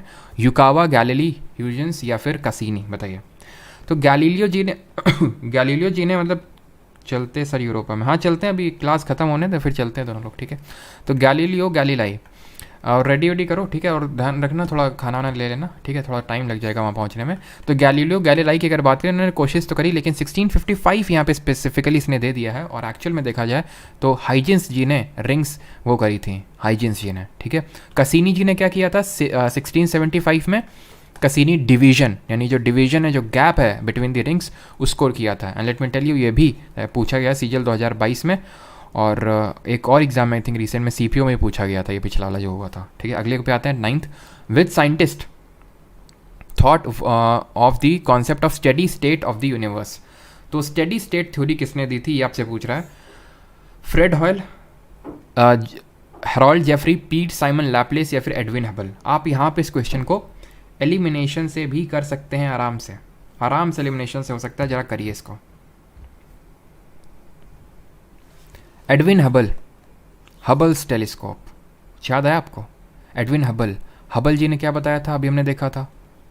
हबल जी ने बोला था कि हमारे यूनिवर्स जो है कॉन्टिन्यूसली एक्सपैंड कर रहा है, ठीक है। लैप्लेस जी ने क्या दिया था, इन्होंने सोलर सिस्टम किस तरह से हमारा बना, उसमें जो इमैनुअल कांत ने दी जो थ्योरी दी थी, नेबुलर थ्योरी, तो हम नेबुलर लैप्लेस थ्योरी बोल देते हैं, ठीक है। तो नेबुलर जो थ्योरी है वो हमारे किसने दी थी कि भाई एक नेबुला था, वो एक्सप्लोड हुआ, किसने बोला, सॉरी एक्सप्लोड हुआ मतलब नहीं, वो एकदम घूमना चालू किया, वो बोला था एडविन हबल जी ने, सॉरी क्या बोल रहा हूँ मैं, अरे इमैनुअल कांत ने बोला, और उस पर फिर मॉडिफिकेशन किया लैप्लेस ने। तो ये दो तो हो नहीं सकते हैं, स्टेडी स्टेट थ्योरी इन्होंने तो दी नहीं है, इनका नाम अभी हमने पढ़ा नहीं है, आंसर होगा Fred Hoyle. Hoyle steady state theory बोलते हैं। अभी स्टेडी स्टेट थ्योरी बोलती क्या है, तो इन्होंने हबल ने और लेमेटायर ने क्या बोला कि जो डिस्टेंस बिटवीन द गैलेक्सीज है वो कॉन्टिन्यूसली बढ़ रही है, हमारा कॉन्टिन्यूसली एक्सपैंड हो रहा है, तो मतलब एक्सपैंड तो हो रहा है, but at the same time ये जो इसकी डेंसिटी है या फिर एवरेज डेंसिटी है वो कांस्टेंट है, यानी उसने अपनी डेंसिटी को मेंटेन करके रखा हुआ है, ये बोलता है steady state theory. Fred Hoyle ने दी थी इसको, ठीक है। The moon completes dash rotation on its axis as it completes one revolution around the अर्थ। चंद्रमा पृथ्वी के चारों ओर एक चक्कर पूरा करते समय अपनी धुरी पर कितना घूर्णन पूरा करता है, 3, 2, 1 या फिर 4? सही आंसर क्या होगा? अभी मैंने आपको बताया था कि जो मून होता है उसका एक साइड हमें कभी विजिबल नहीं होता, बिकॉज इसका रोटेशन और रेवोल्यूशन का टाइम सेम होता है, यानी जब एक रोटेशन पूरा होगा तभी एक रेवोल्यूशन पूरा होगा, और 27.3 डेज में, अर्थ डेज में कंप्लीट होता है, और इसी को हम साउथ पोल ऑफ मून बोलते हैं। विच of the following is the largest moon of the Saturn, यानी शनि का सबसे बड़ा यहाँ पे मून कौन सा है, यूरोपा, एटलस, टाइटन या फिर कर्म है? तो सही आंसर क्या होगा? यूरोपा तो हमने देखा है उसका गैनीमेड, सॉरी जुपिटर का है, ठीक है, और गैनीमेड पूरा सबसे लार्जेस्ट सैटेलाइट है एंटायर सोलर सिस्टम में, बट सैटर्न की अगर बात करें टाइटन इसका लार्जेस्ट है, ठीक है। 12th, which of the following dwarf planet lies in the main asteroid belt? कौन सा डॉर्फ प्लैनेट है जो मेन आपकी मेन एस्टेरॉइड बेल्ट में लाई कर रहा है? एरिस, मेक, सेरेस या फिर हाउमिया? सही आंसर होगा यहाँ पे ऑप्शन नंबर सी, सिरस, जो मेन एस्टेरॉइड बेल्ट में आपका लाई करता है, डॉर्फ प्लैनेट है सिरस। अब ये सर ये हमें सर सारे प्लैनेट याद करवा दीजिए, क्या हमें याद करने पड़ेंगे क्या? भाई इतने सारे सब थोड़ी ना याद करने पड़ेंगे, तो सर ये वाला क्यों पूछ लिया? एसएससी है भाई वो। बस मेन बात ये है कि अगर वो रिपीट हो जाता है तो हमें ये आना चाहिए कि सेरिस एक डॉर्फ प्लैनेट है इन दी एस्टेरॉइड बेल्ट, जो कि हमारी किन दो प्लैनेट के बीच में, जरा बताइए किन दो ग्रहों के बीच में है क्षुद्र ग्रह belt? The dash radiation belt are giant swaths of magnetically trapped highly energetic particles that surround the earth. Van Allen, aurora, Kuiper या फिर चिनॉक? चिनॉक से चिनूक याद आता है, चिनूक भी हम लोग पढ़ेंगे जब हम विंड्स के बारे में पढ़ेंगे, तो हमारी एक विंड है। क्यूपर हमारा एक बेल्ट है जो नेपच्यून के बियॉन्ड है ना, तो ये तो हो नहीं सकते हैं दोनों। ऑरोरा जो है ना, ऑरोरा जो होते हैं ना हमारे, ये अरोरा जी नहीं है हमारे, ऑरोरा है, ऑरोरा, ठीक है। ये हमारे एक बोल सकते हैं बहुत ही मैग्निफिसेंट लाइट्स होती हैं, ये हमारी लाइटिंग, नेचुरल लाइटिंग बोल सकते हैं इनको, ठीक है, नेचुरल लाइटिंग। ये हमें देखने को मिलती हैं पोल्स के पास में, नॉर्थ पोल और साउथ पोल, ठीक है, उत्तरी ध्रुव और दक्षिणी ध्रुव। इनको वो नॉर्थ पोल में जाना जाता है ऑरोरा बोरियोलिस के नाम से, और साउथ पोल में जाना जाता है ऑरोरा ऑस्ट्रियालिसिस के नाम से।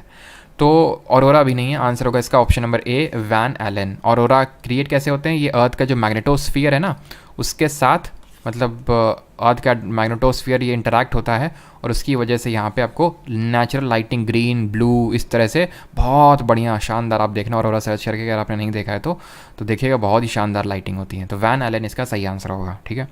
विच of the following celestial bodies has a natural satellite named Charon या चारोन नहीं, जो भी इसका प्रोनाउंस करते हो, निम्नलिखित में से किस खगोलीय पिंड का प्राकृतिक उपग्रह चारोन है? हाउमिया, प्लूटो, मार्स या फिर सैटर्न? बताइए क्या आंसर होगा? चारोन। अब खुद ही आप सोचिए, अगर सैटर्न का होता इस तरह से तो मैं आपको बताता ना, हम लोग पढ़ते हैं ना, हमने सैटर्न के बारे में, टाइटन के बारे में पढ़ा है। मार्स के तो दो ही हैं, फोबोस, डीमोस, तो ये तो हो ही नहीं सकता किसी हालत में।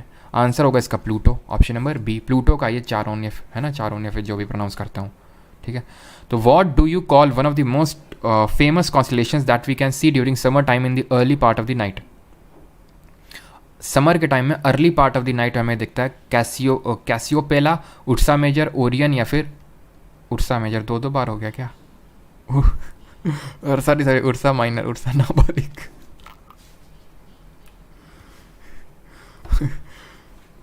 ये कुछ ज़्यादा ही गलत एक्सप्लेनेशन हो गया ना। चलो, what do you call one of the most famous constellations that we can see during summer time in the early part of the night? तो सही आंसर इसका क्या होगा? सही आंसर इसका होगा उर्सा मेजर। बाकी यहाँ पे सिमिलर और कंट्रास्टिंग ऑप्शन वाली भी आप ट्रिक लगा सकते हैं, ठीक है। उर्सा मेजर जिसको कि हम सप्तऋषि के नाम से भी जानते हैं, ठीक है। सप्तऋषि कॉन्स्टलेशन क्या होते हैं? ग्रुप ऑफ स्टार होते हैं हमारे, ठीक है। ग्रुप ऑफ स्टार को हम कॉन्स्टलेशन बोलते हैं। और जो ओरियन हमारा है, इसमें ओरियन में सबसे ब्राइटेस्ट कौन सा है? रिगल, ठीक है। Which of the following is the windiest planet in the solar system? निम्नलिखित में से कौन सा और मंडल का सबसे तेज हवा वाला ग्रह? बहुत तेज हवा चलती है यहाँ पे। नेपच्यून, यूरेनस, सैटर्न या फिर मार्स? बहुत तेज हवा चलती, ठंडी ठंडी हवाएं। कहाँ पे? ऑप्शन नंबर, गेस करिए, गेस करिए। आपको हिंट दूँ थोड़ा सा, ये यहाँ पे आपको मेथेन गैस देखने को मिलती है, ठीक है। और आंसर ऑप्शन नंबर ए, नेपच्यून, ठीक है। सबसे जो हमारा फार्देस्ट प्लैनेट है वो है सबसे हमारा windiest planet of the solar system. तो इस फैक्ट को ऐड करेंगे नेपच्यून वाले सेक्शन में जो नोट्स बना रहे हैं वो, ठीक है। 17th आफ्टर, ये नहीं करना है फुल मून न्यू मून, अभी मैंने आपको बताया, ये हम लोग इक्लिप्स वाले चैप्टर में करेंगे। इक्लिप्स हो गया, टाइड्स हो गई, हम एक साथ करेंगे। In which of the following periods is the meteor shower named Quadrantids generally visible from Earth? Meteor shower यानी बहुत सारे मेटियोर एकदम भर भर के आते हैं और एकदम ग्लोइंग करके हमें दिखते हैं स्टार, मतलब स्काई में। ये अगस्त, सितंबर, अक्टूबर, नवंबर, मई, जून या फिर दिसंबर, जनवरी। तो ये सर्दियों का टाइम होता है, दिसंबर जनवरी के टाइम पे। ये जो आपके मेटियोर शावर होता है ना, क्वाड्रेंटिट्स। एक दूसरा और होता है, आई थिंक आगे होगा क्वेश्चन, है देखो, लिरिट्स होता है आपका एक मेटियोर शावर, लिरिट्स। ये गर्मियों में दिखता है, ये गर्मियों में दिखता है, तो ये तो हो नहीं सकता है, ठीक है।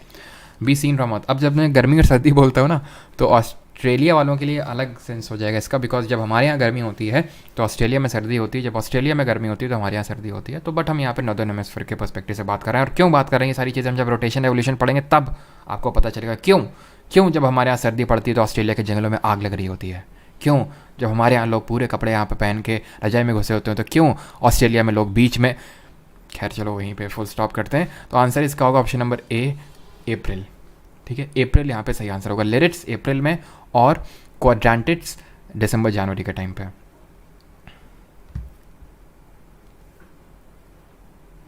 चलिए, how many brightest stars is the constellation called the bear made up of?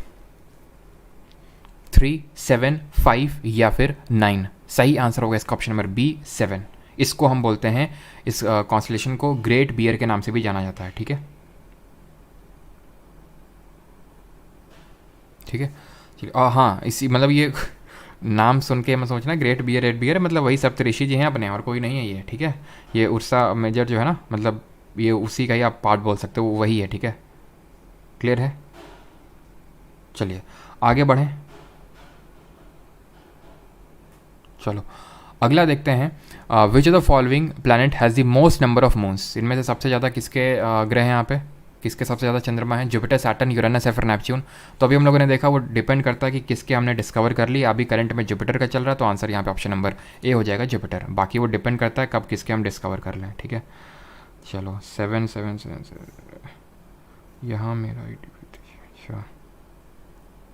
अच्छा आप ऑस्ट्रेलिया से देख रहे हैं। 22 big bang theory explains. Big bang सिद्धांत क्या बताता है? Origin of universe, stars, galaxies या फिर सोलर सिस्टम? तो बिग बैंग थ्योरी हमें बताता है किसके बारे में? ये बताता है यूनिवर्स के बारे में। सोलर सिस्टम कौन सा है याद करिए, नेबुलर लैप्लेस थ्योरी है ना, नेबुलर थ्योरी, ठीक है। बिग बैंग थ्योरी लेमाइटर, ठीक है, लेमाइटर और Edwin Hubble, Lemaitre Hubble theories को बोलते हैं, ठीक है। आगे बढ़ते हैं। 23rd what do you call the point in the orbit of the moon और satellite which is nearest to Earth? तो इसको भी अभी छोड़ते हैं, वैसे तो नियरेस्ट टू अर्थ और पॉइंट मून बोल रहा है तो ये आपको पेरिजी कहलाएगा, पेरिजी। बट अभी हम पेरिजी, अपोजी और पेरी हीलियन, एपी हीलियन, ये हम जब रोटेशन रेवोल्यूशन करेंगे तब करेंगे इसको, ठीक है। IC1101 क्या है? एस्टेरॉइड, गैलेक्सी, सुपरनोवा या सैटेलाइट है?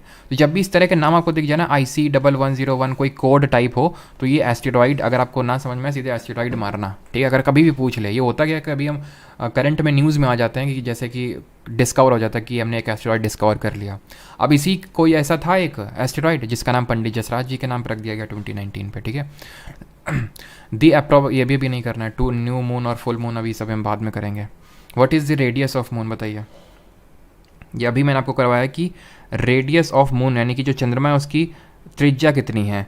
तो ऑप्शन आपका 1.78 into 10 to the power 6, 1.74 into 10 to the power 5 या फिर 1.79 इंटू 10 टू द पावर 6 या फिर 1.74 इंटू 10 टू द पावर 6। तो सही आंसर यहाँ पे क्या होगा? 1.74 into 10 to the power 6 option number D यहाँ पे सही आंसर होगा। ये होती है radius of moon.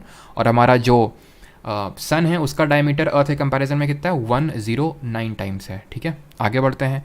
During the, ये अभी एपीलियन पेरीहिलियन अगेन अभी हमने नहीं करना ही है। ठीक है, पेरीहिलियन एपीलियन एपोजी पेरीजी ये सब बाद में पढ़ेंगे।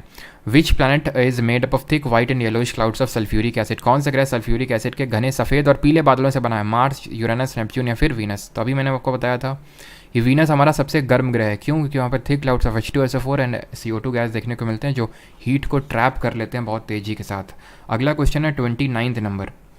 The process that moves elevates, ये सर अभी नहीं करना है आपको। ठीक है, ये एकदम ही out of the box question, इसका कोई लेना देना नहीं है सोलर सिस्टम से। वैसे इसको बोलते हैं मूव्स एलिवेट्स और बिल्ड्स अ पोर्शन, तो इसको हम डायस्ट्रोफिज्म बोलते हैं वैसे तो।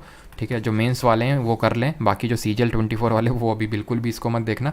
वैसे अभी करेंगे यार, ज्योग्राफी में ही करेंगे अभी, लेकिन अगर आपने इसके बारे में थोड़ा बहुत पढ़ा है तो इसका आंसर डायस्ट्रोफिज्म होगा। डेन्यूडेशन होता है जब कोई चीज़ों का क्षरण होता है, इरोजन होता है। ठीक है, ये PY की सीरीज़ हम लोग कर चुके हैं और PY की सीरीज़ के रिविजन सेशंस आज से 7 PM पे स्टार्ट हो रहे हैं। टाइड्स भी अभी हम लोगों ने नहीं पढ़ा है। ठीक है, the bodies glowing in the night sky are known as, रात्रि के आकाश में चमकने वाले पिंडों को क्या कहा जाता है? सेलेस्टियल बॉडीज, एस्टेरॉइड, प्लैनेटेरियम या फिर meteorite? The bodies glowing in the night sky क्या कहा जाता है इनको? इनको बोला जाता है सेलेस्टियल बॉडीज कलेक्टिवली, खगोलीय पिंड बोलते हैं इनको। ठीक है, ये मतलब सारे ऑब्जेक्ट्स की बात हो रही है जो शाइन करते हैं। ठीक है, इससे हमारे प्लैनेट भी आ जाएंगे, इससे हमारे स्टार भी आ जाएंगे, सब कुछ आ जाएगा। हमारा मून भी एक सेलेस्टियल बॉडी, वो भी तो शाइन करता है, वो भी तो ग्लो करता है रात में। Lucifer is the another name for the planet, Lucifer जो है किस ग्रह का दूसरा नाम है? जुपिटर, मार्स, वीनस या फिर सैटर्न? तो ल्यूसीफर हमारा नाम है, ये वीनस का ल्यूसीफर किसका नाम है? ये वीनस ग्रह का नाम है। और ल्यूसीफर का कोई मतलब यहाँ पे बताएगा, बताना चाहेगा? ल्यूसीफर का मतलब होता है लाइट ब्रिंगर, जो लाइट लेके आता है। क्या इसका मतलब होता है? लाइट ब्रिंगर या फिर लाइट बियरर भी। ठीक है, ल्यूसीफर ध्यान रखिएगा क्या है? वीनस। तो विंडी प्लैनेट हमारा, हमने 2 एक्स्ट्रा चीज़ें अभी तक देखी हैं प्लैनेट के संबंध में। नेपच्यून को विंडी प्लैनेट बोलते हैं और ल्यूसीफर हमारा वीनस है। ठीक है, अगला क्वेश्चन क्या है? Planetary scientists call the thin gaseous envelope around the moon as the lunar exosphere, lunar stratosphere, thermosphere या फिर एंडोस्फीयर? तो बहुत आसान सा क्वेश्चन है। यहाँ पे अगर आप सिमिलर और कंट्रास्टिंग ऑप्शन वाली भी ट्रिक लगाएंगे तो लग जाएगी। ठीक है, एक्सोस्फीयर एंडोस्फीयर है ना, सेम साउंड हो रहा है। स्ट्रैटोस्फीयर आप जानते हैं ट्रांसफर की लेयर, थर्मोस्फीयर भी एटमॉस्फेयर की लेयर है। अभी तक ठीक है हम लोगों ने पढ़ा नहीं, बट फिर भी इतना तो आई थिंक पता होगा आपको। तो यहाँ पे बात हो रही है scientist call the thin gas envelope around the moon, moon के बाहर है तो ऑब्वियस बात है एक्सोस्फीयर होगा ना कि एंडोस्फीयर। ठीक है, 34 how many degrees does the earth rotate about its axis in 1 hour? ये भी नहीं करेंगे ना, तो रोटेशन पढ़ा है। ठीक है, रोटेशन नहीं पढ़ा है बस, और क्या ही बोलूँ। तो ये मतलब आसान है, इसका आंसर 15 डिग्री होगा। कैसे? कि हमारी जो अर्थ है एक घूर्णन 360 डिग्री घूमती है 24 घंटे में, तो 1 घंटे में कितने घूमेगी? 1 घंटे में 15 डिग्री घूमेगी, सिंपल सी बात है। लेकिन अभी ये नहीं समझ में आया आपको तो चिंता ना करिए, हम लोग देखेंगे आगे। ठीक है, यूरोपा किसका नेचुरल सैटेलाइट है? सैटर्न, यूरेनस, जुपिटर या फिर मार्स? तो अभी हमने देखा था जो हमारे 4 गैलीलियो जाइंट्स थे, मतलब जो गैलीलियो जिन्हें डिस्कवर किए थे, लो, यूरोपा, गैनीमेड और कलिस्टो, उनमें से एक हमारा है यूरोपा। किसका है? जुपिटर का, ऑप्शन नंबर सी। ठीक है, और हाँ ये चीज़ ध्यान रखना, ये जो यूरोपा है ना ये सबसे स्मॉलेस्ट है। किसमें? ये जो 4 प्लैनेट हैं, लो, यूरोपा, गैनीमेड, कलिस्टो, उनमें से सबसे स्मॉलेस्ट है ये, स्मॉलेस्ट इन जो गैलीलियोस 4 हैं, गैलीलियोस 4। ठीक है, 36 in the life cycle of a star the stage nebula refers to. Nebula कौन सी स्टेज होती है? The stage when the outer layers expand, cools down and becomes less bright, the last stage of its life, a cloud of dust and hydrogen, outer shell of a star. तो कौन सा life होता है जरा ये बताइए? ये होता है आपका अ cloud of dust and hydrogen, उसको हम बोलते हैं नेबुला। ठीक है, और ये फिर नेबुला जो है घूमता है इस तरह से। ये जो नेबुला लैप्लेस थ्योरी अगर आपको याद हो, जो हम अभी डिस्कस कर रहे थे, इमैनुअल कांत ने सबसे पहले रखी थी, तो उसी के अराउंड की नेबुला जब घूमा था तब हमारे जो है सन और ये हमारी जो 8 प्लैनेट हैं वो डेवलप हुए। ठीक है, बस 2-3 क्वेश्चन और हैं और फिर हमारा सेशन होता है खत्म यहाँ पे।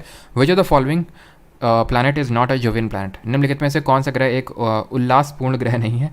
एक्चुअल में ये हिंदी में गलत लिखा हुआ है, जोवियन का मतलब एक तरह खुश होता है, तो उसी से यहाँ पे कर दिया गया। बट जितना मुझे समझ आता है कि इसको हिंदी में उल्लासपूर्ण तो नहीं बोलते होंगे। नहीं, जो बाहरी ग्रह है इनमें से कौन सा आप ये कर लो, बाह ग्रह। ठीक है, बाहरी ग्रह कौन सा नहीं है? तो ये सारे हमारे जेसन। ठीक है, मार्स इंटीरियर प्लैनेट है। ठीक है, चलिए आगे बढ़ते हैं। 38 बेलीज बीट्स कितना है और क्वेश्चन, बस 2 क्वेश्चन और बचा हुआ है। Baily's beads can be observe during occultation of Jupiter, partial solar eclipse, lunar eclipse या फिर टोटल सोलर इक्लिप्स। तो अभी हम लोगों ने वैसे सोलर इक्लिप्स पढ़ा नहीं है, बट फिर भी इसको देख लीजिए। टोटल सोलर इक्लिप्स जब होता है तब हमें बेलीज बीट देखने को मिलती है। होता क्या है, जब सोलर इक्लिप्स पढ़ाऊंगा तब देखने को मिलेगा यहाँ पे ऐसा बीट से, मतलब होता क्या ना इसमें टोटल सोलर इक्लिप्स में, जो हमारा मून है वो पूरी तरह से सन से आने वाली सनलाइट को ब्लॉक कर लेता है पूरी तरह से, और इस तरह से हमें एक डायमंड रिंग टाइप देखने को मिलती है, ठीक है, इस तरह से। तो अभी हम देखेंगे किस तरह से उसको हम बेलीज बीट वगैरह वो है होता है, ठीक है। तो अभी के लिए याद कर लो Baily's beat total solar eclipse. The weight of the object on the moon is equal to dash of its weight on the अर्थ। चंद्रमा पर किसी वस्तु का भार पृथ्वी पर उसके भार के डैश के बराबर होता है, 1/10, 1/6, 1/8 या फिर 1/4। जब हम फिजिक्स पढ़ेंगे तो वहाँ देखेंगे जो वेट होता है, जिसकी ऐसा यूनिट न्यूटन होती है, वो mass into acceleration due to gravity होता है। एंड बिकॉज ये तो ग्रेविटी हमारी 9.8 मीटर पर सेकेंड स्क्वायर होती है अर्थ में, बट यही हो जाती है G/6 जाके कहाँ पे, ये हो जाती है जाके कहाँ पे, अर्थ में, मतलब सॉरी मून में। तो इसी वजह से जो वेट है वो भी आपका 1/6 हो जाएगा, ऑप्शन नंबर बी 1/6। अब यहाँ पे क्वेश्चन तो पता है मैं क्यों रुका, पॉज लिया, कि क्वेश्चन जो अगर ये पहले मैंने देखा होता इस क्वेश्चन को तो ये क्वेश्चन को मैं चेंज कर दिया होता, और अगर मैंने इस क्वेश्चन को चेंज कर दिया होता ना तो तुम में से 99.99% लोग उसका आंसर गलत बताते हैं। बस मैं एक शब्द को मुझे चेंज करना था, और वो अभी मैं तुम्हें बताऊंगा नहीं, वो मैं फिज़िक्स में ये काम करूंगा मैं, ठीक है, जब फिज़िक्स में ये पढ़ाऊंगा ग्रेविटी के बारे में तब। 40th पे आते हैं। हाँ, what is the periodicity of Halley's comet. तो पीरियोडिसिटी कितनी है इसकी, ठीक है।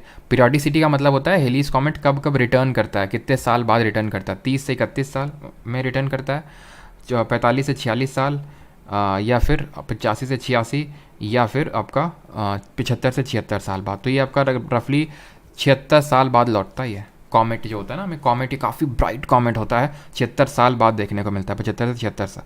पिछली बार जो देखा गया था लास्ट टाइम, ये जो हेलीज कॉमेट है जब आप पैदा नहीं हुए थे तब देखा गया था, और अगला वाला तब देखा जाएगा जब आप रहेंगे नहीं मोस्ट प्रोबेबली, ठीक है। जो नेक्स्ट वाला है वो रफली देखा जाएगा 2061 में, रहेंगे कि बुढ़े हो चुके होंगे तब तक, है ना। 2023 चल रहा है, तो 23, 7 और 31, 38 है ना, 38 साल बाद। तो अभी आपकी एज अज्यूम कर लेते हैं 22 साल, है ना, 38, बुढ़े हो चुके होंगे, हो सकता है हो ही ना इस दुनिया पे, है ना, और या होंगे भी तो काफ़ी बुढ़े हो चुके होंगे। तो ऑप्शन नंबर डी यहाँ पे सही आंसर होगा, ठीक है। अगले क्वेश्चन पे आते हैं 41। ओहो है ही नहीं, ठीक है, देख रहा मैंने बोला था 2-3 क्वेश्चन, ठीक है, जो मैं बोलता हूँ वो ट्रू होता है फिर, है ना। चलो तो अभी आप ये बताइए कि सभी को सोलर सिस्टम सभी से अच्छे से समझ आ गया कि नहीं। बच्चे देखेंगे तुम्हारे, पहले शादी करो, है ना, पहले तो नौकरी लो, फिर शादी और बच्चे के बारे में सोचो। अभी तो फोकस होना चाहिए जॉब पे, है ना।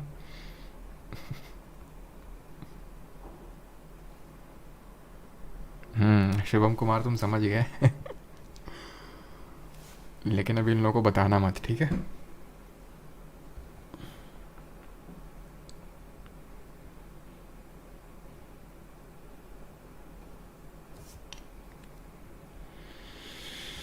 मज़ा आया, ठीक है। और कल अभी के तो थोड़ा सा मतलब स्टैटिक टाइप था ये टॉपिक, तो जहाँ थोड़ा रटने वाला काम था। कल से तो और मज़ा आएगा जब लैटिट्यूड, लॉन्गिट्यूड, रोटेशन, रेवोल्यूशन ये सब पढ़ोगे ना अभी, और फिर जब इंडियन ज्योग्राफी पढ़ोगे, आए हाय क्या ही आनंद आएगा, मतलब ठीक है, समझ पा रहे हो मेरी वर्डिंग से कि कितना आनंद आएगा जब इंडियन ज्योग्राफी पढ़ेंगे। मतलब इसमें भी आएगा, वो इंटरनेशनल में भी, ठीक है, और इंटरनेशनल में भी ये तो बहुत ही स्पेसिफिक थोड़ा टाइप था। अभी तो आगे तो बहुत मज़ा आएगा आपको, ठीक है। शुभ क्या बोलो हैं, क्या शुभ बोलो। ये पेड बैच है, जी हाँ। जिन लोगों को नहीं पता, वैलिडिटी है कोर्स की जीके बैच की राम मूर्ति जी 1 ईयर, ठीक है, 1 ईयर वैलिडिटी है।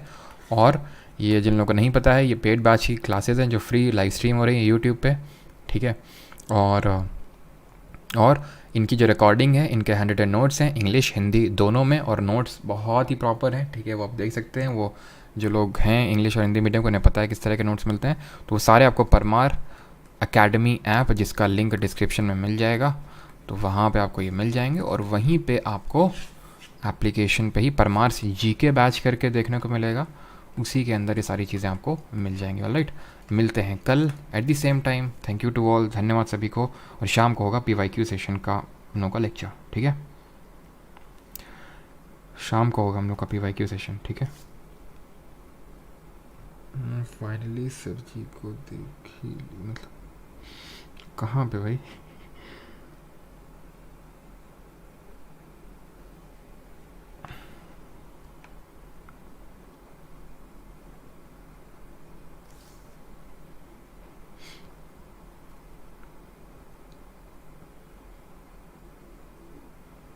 मिडनाइट कैफ़े गुस्साने की ज़रूरत नहीं है, हटा नहीं दिया, वो पेड बैचेस क्लासेस हैं, ठीक है, तो गुस्साने की ज़रूरत नहीं है। गुस्से पे काबू रखो अपने। चलो मिलते हैं कल, धन्यवाद।